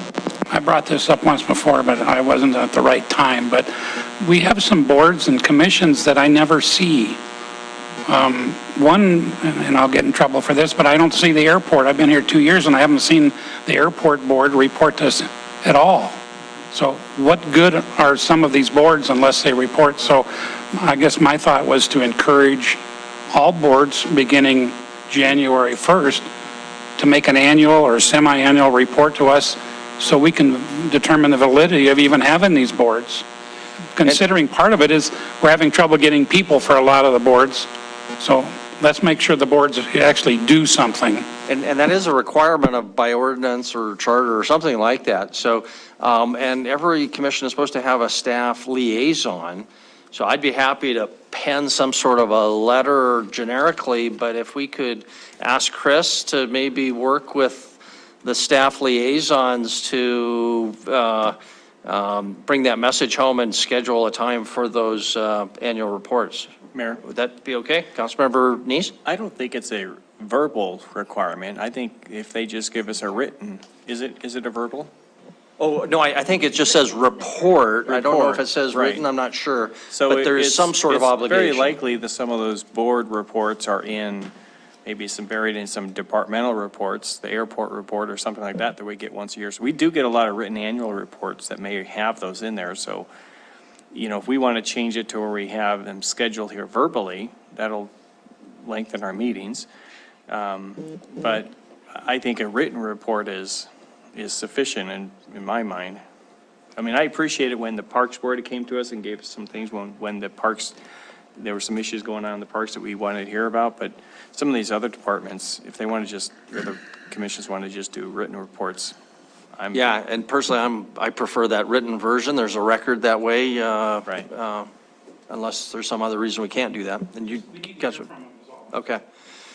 Okay, anybody, I don't see any objection to that, so thank you very much. Councilmember Ronnie? So we spoke a lot about parks tonight, and especially the citizens that have contributed so much. And don't know if you saw in the obituaries, but the family that contributed the land for Dover Park, Jim Sindelar, passed away. And so just wanted to acknowledge that family and wrap them with goodness and love and compassion. They have donated a significant gift to our city, and just wanted to acknowledge them. Thank you very much. Absolutely, huge benefit to our community. Councilmember Ewell, Councilmember Shaw? Thank you, Mayor. I passed out some handouts tonight. The deal on the fire department, I guess the horse already left the barn, but I think it's still in the corral. So if we could probably do a little bit more studying, like Councilmember Ronning said tonight, and I think she and I have both said it at previous meetings, maybe even when we're still in the library, that we spend all this money on the CPSM reports, but we probably spent 2 hours as a council on them. And there's a lot of stuff in them reports that could change what area, which direction we go. And the first part of this is, I heard that they're putting on 11 firemen to cut costs on the fire department by not running the big fire engines.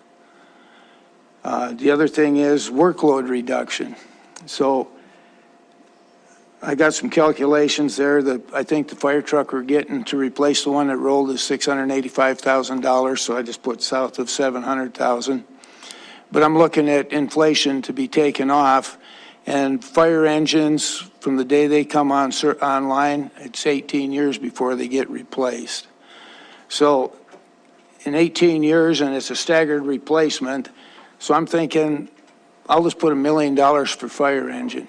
So that, with 7 stations, that's $7 million, and then I threw in Station 8 and 9 because I'm sure in 18 years, Station 8 and 9 are going to be there. So that takes it up to a total of $9 million. If you hire 11 firemen, and I put in a $90,000 per year, and I think it's going to be more than that, times 11 comes up to $990,000 a year. Over 18 years, that's $17,820,000.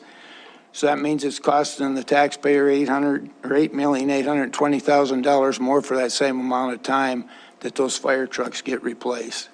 So it's probably not a cost savings deal. And if they add a few more years on those fire trucks, that just spreads that out even farther.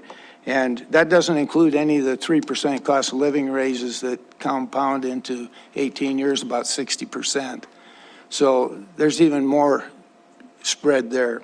As far as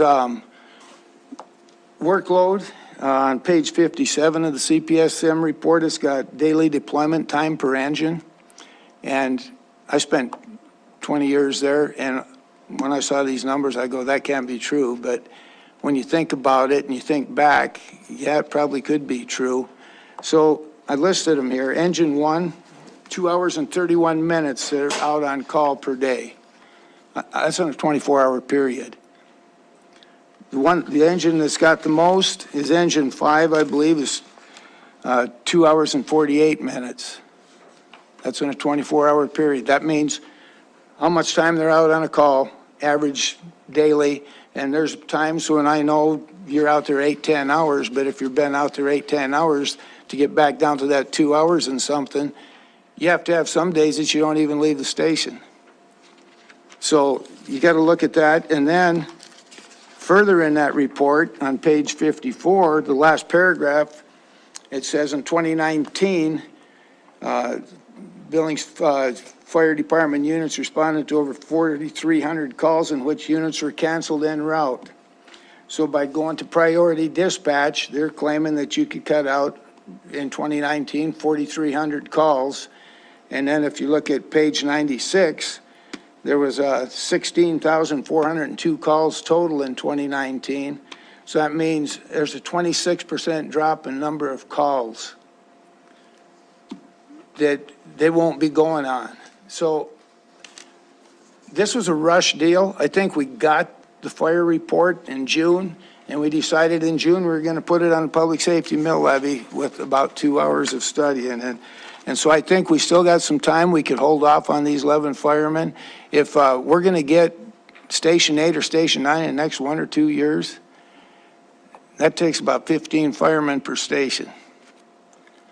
So we got a whole bunch. And then on these calls, when these two-man teams are going,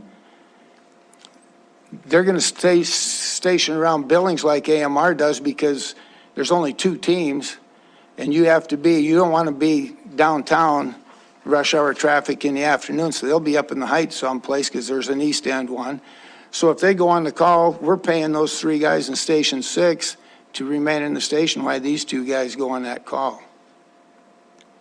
So just a few things to think about, and I'm not going to be here anymore, so it doesn't make any difference. But I think it was rushed a lot. I think it should have had a little bit more in-depth study.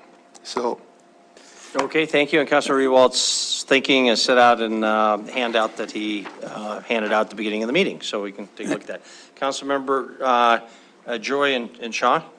Thank you, Mayor and Council. I just wanted to ask, the 11 has 11 fire persons that are hired.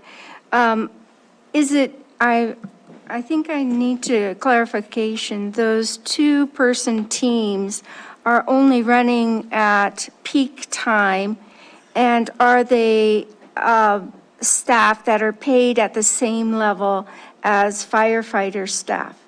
Thank you. So, Councilmember Joy, Mayor and Council, the implementation strategies of the overall public safety levy will be presented to the council because some components are going to need budget amendments. We don't have the authority. We will not be hiring any firefighters other than the one I mentioned earlier. Is the one we met this morning just because the chief and his leadership team, he thinks that's probably the only FTE that'll be added in this current fiscal year, and will come if we need a budget amendment for it. To answer the question, the details are yet to be worked out. But yes, the concept is very clear. The CPSM report says these are not 24-hour shift personnel. They're peak time.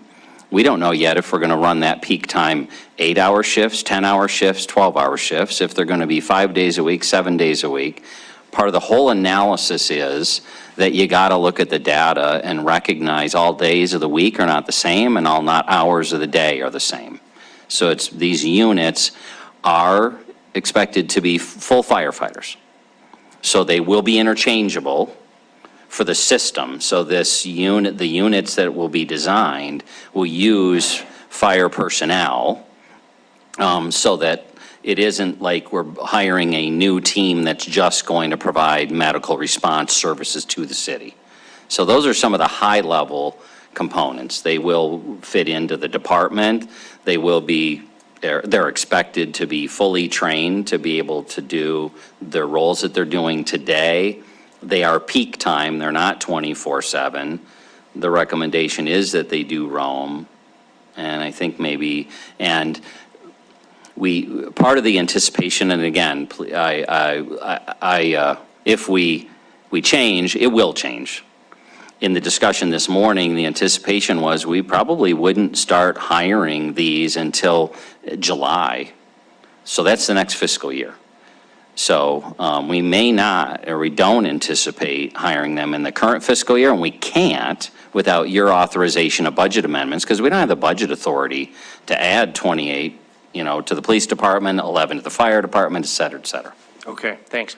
Councilmember Shaw. Thank you. This is just a quick PSA. I wanted to let anybody interested in getting their kids vaccinated know that Riverstone did a clinic at the Metra this last Saturday. They vaccinated just under 200 kids between the ages of 5 and 11, and they're doing another one, I believe, this coming Saturday. So head on down there if you're interested in getting your kids or grandkids vaccinated. I saw in the paper today that they had therapy dogs wandering around to help calm the, anxious children. So that's just another benefit. And you can get vaccinated even if you're a kid at heart. They said they vaccinated also about 100 adults. Okay, good. Councilmember Neese. Thank you, Mayor.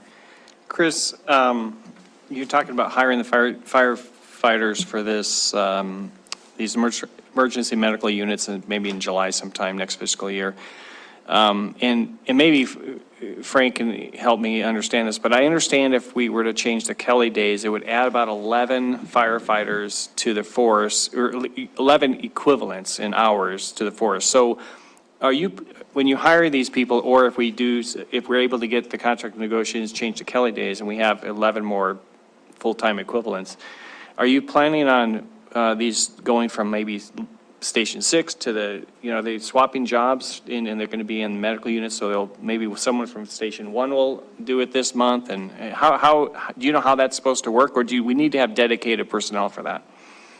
So, Councilmember Neese, Mayor and Council, that you are correct. Again, if you look at the CPSM recommendations, actually the first choice is to add hours to personnel that we have. Mm-hmm. That's a labor negotiation. And frankly, times have changed. We may have the bargaining unit and or firefighters who want more hours. We're also finding around the country that people aren't looking for more hours. There was a time when you could offer more hours and people absolutely wanted those more hours. But you are correct. It's truly an operational question and discussion, and that is, how do we cover the hours that need to be covered to staff the medical response teams? I do think there'll be, the extreme is all new personnel, but the other extreme is no new personnel because they're all hours that are added. Those can't be added without the bargaining unit's agreement. So I want to be clear about that. That would take mutual agreement to change their contract to go from an X hour work week to a Y to cover the shifts, and they're allowed to do that under FLSA because of the 24-hour shift. Okay. So. All right, thank you. Well, just to let you know, if that were to happen, I would support that. I heard that concept quite a while, and I think it's a good idea, so thank you. Okay, Councilmember Ronning, Ewald, and then let's go home. So I just, I know a lot Well, of. actually, we have to have public comment on non-agenda items. Exactly, I yeah, apologize. exactly, yeah. Yeah. I know that there's firefighters that watch city council meetings, and then you just did talk about a bargaining issue, and I just want to make sure that they are clear that not every council member supports the whole bargaining issue with their Kelly days. So just want them to be rest assured that there are council members who will fight for their Kelly days. So just want to make that clear. Okay, Councilmember Ewald? Thank you, Mayor. I just got one more comment on that, and I think, Chris, those teams have to have one paramedic on a two-man team, right? I honestly don't know if they're, it depends on if they're advanced life support or basic life support. And if you get into the CPSM report, and that's where it gets over my head pretty quickly, but there's specific recommendations of not all units. You know, it's like thinking it would always be better if every firefighter were a doctor. Well, that isn't from an efficiency of resources. Not necessarily do you want every firefighter to be a paramedic. Unless you're the one who needs their help when they're standing next to you. Okay, you have something else, Yes, Councilmember? yep. Okay, and so the other thing is, I got this council initiative that Pam and I are going to bring next Monday night. And that's on, you can read it, it's all spelled out there. But it has to do with crime in Billings and putting a cap on what Billings gets. And so we're going to try and push for it. And we've had some really good talks. That talk last Wednesday at Doubletree. Wow, what an eye opener! You can get sentenced to the DOC, and you don't even have to make it there, and they turn you loose in Billings, Montana.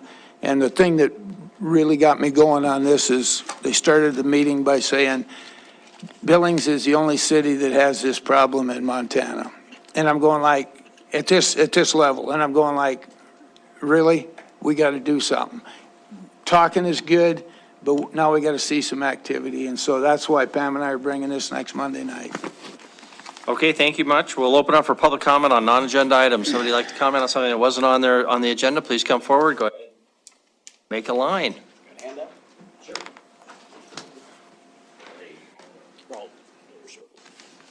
Sure.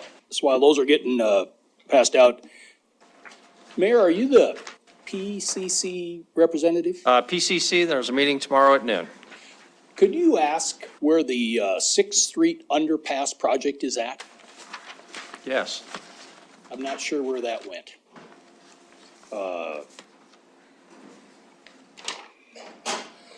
So if you've got that handout, segueing off of Councilman Ronning's earlier words, when she said, we make decisions with words on paper. So the words, after listening to the testimony last week about the 2 TIF projects down in the Suburra, I put words on paper. So the Taco John's application was for sidewalk, curbs, and gutters. You can see I highlighted that, and they qualified it under City Policy 1B. Well, 1B says public infrastructure. You can read it, including but not limited to streets, storm drains, parking, public buildings, water, sewer lines, sidewalks, utility connections, and also under 715-4288, which is the acquisition, construction, improvements of public improvements, infrastructure, publicly owned buildings, and any public improvement authorized. Well, all of that infrastructure was on private property down at the Cabela site. There was no public infrastructure in that. It was all private. And so there was no authority for you to authorize those funds as I see it, because I don't think they put it under the right statute. Now, there may be a qualifying statute, and there may certainly be a qualifying TIF policy, but I don't believe it's those. And if you flip the page over, that was Jackson Court. The Green Park, there was a long discussion, is not a public infrastructure, as they stated on 1B. Or in 742-88-4, that is not a public parcel, it was a private green space. So And then also the geotechnical site survey lot aggregation filing. Well, 715-233-IN does not exist. I gave you the statute way down at the bottom.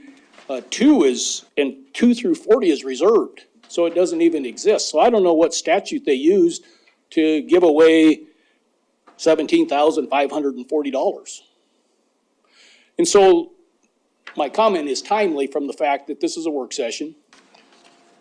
You can reconsider this at your next business committee meeting, and that's what I would suggest, and return this back down to the TIF board and let them redo this application and bring it back that where these funds actually qualify under either a policy or a statute, and I see they don't, and then further clarify which statute they're recommending that doesn't exist and where that authority comes from for that $17,000. So that would be the reason for my comments today. Okay, thank you very much. So Chris, maybe follow up why it's not here anymore, but he and Gina might have some comments for that later. Mr. Warburton.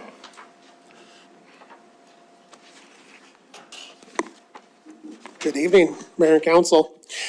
Here to address you all, as well as those that were interested in the recent municipal elections for City Council. It was an honor to be a candidate on the ballot, something that much younger me would have never dreamed would be possible, something that was only possible because of the support of my incredible family and the community of Billings, which I've been proud to call home since 2005. I have a lot of people to thank and only 30 minutes to speak. Thank you, Mayor Cole. Something we agreed upon before I came down here tonight. So anyway, I just wanted to thank, obviously, my wife, Anna, and her family for all their support, and of course, our 4 kids. Having 4 children, we play a lot of games in the house, and that's given us, myself, a lot of opportunity to talk about winning and losing in our home. And so when the results came in a couple weeks ago, it wasn't a surprise to hear some of these familiar things in the House. Nice try. Maybe you'll win next time. Good job. Even though you didn't win, we're still proud of you. Things that I'm familiar to hear, right? While losing is never fun, losing is an important part of life, I believe. It builds character, can show a lot about a person. And so while I didn't get the chance to say this last week because I wasn't here, I wanted to make sure I came here tonight so everybody could hear me say congratulations to Mr. Tidswell on his victory in Ward 4. It's my hope he can be a council member that shows up for all the constituents of Ward 4.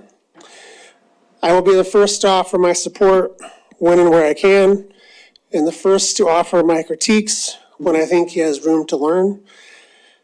Since he isn't here tonight and failed to show up all summer long, I'll challenge him right now to show up next week and actually start sitting through the meetings in person. I know he doesn't start actually getting paid until January, but I think it'd be good for him to start showing up now. Outside of my family, a couple other folks I'd like to thank before my time is up is my friends, which I have a few, but that's by choice.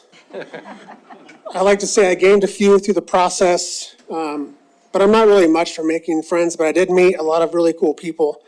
So I made some new acquaintances and some really great people, so I really appreciate that. I'd like to thank my coworkers who have just supported me through 3 years of grad school, and then were like, sure, go ahead, do that, and we'll support you and all the emotions that you come with that, so I appreciate them. I want to thank Penny specifically for calling me and encouraging me to think about running and thinking I would be a good person to fill your shoes. Thank you for that. Even though we haven't always agreed, I will always appreciate that. I'd like to thank Kendra for your support, even before I'd consider running. Keep up the good work here in Billings. You have a lot of people that look up to you. I'd like to thank and congratulate Tom, who also called and encouraged me to run as well, and who was elected in Ward 5. While my election loss stings, it stings a little bit less because we have folks like Tom and Ed and Jennifer who are joining the council And because we have folks like Denise and Mayor Cole who will continue to serve for another 4 years. Congratulations to all of you guys for winning your elections. Finally, I'd like to thank the 2,272 people who voted for me in Ward 4. Individually by name. I still have 27 minutes. But seriously, I'll never forget it. Thank you so much. You'll still hear from me and I'll still be around, but you won't see me here every week. Hope you're okay with that. I'll leave that to you guys since you guys get paid the big bucks. So thank you so much.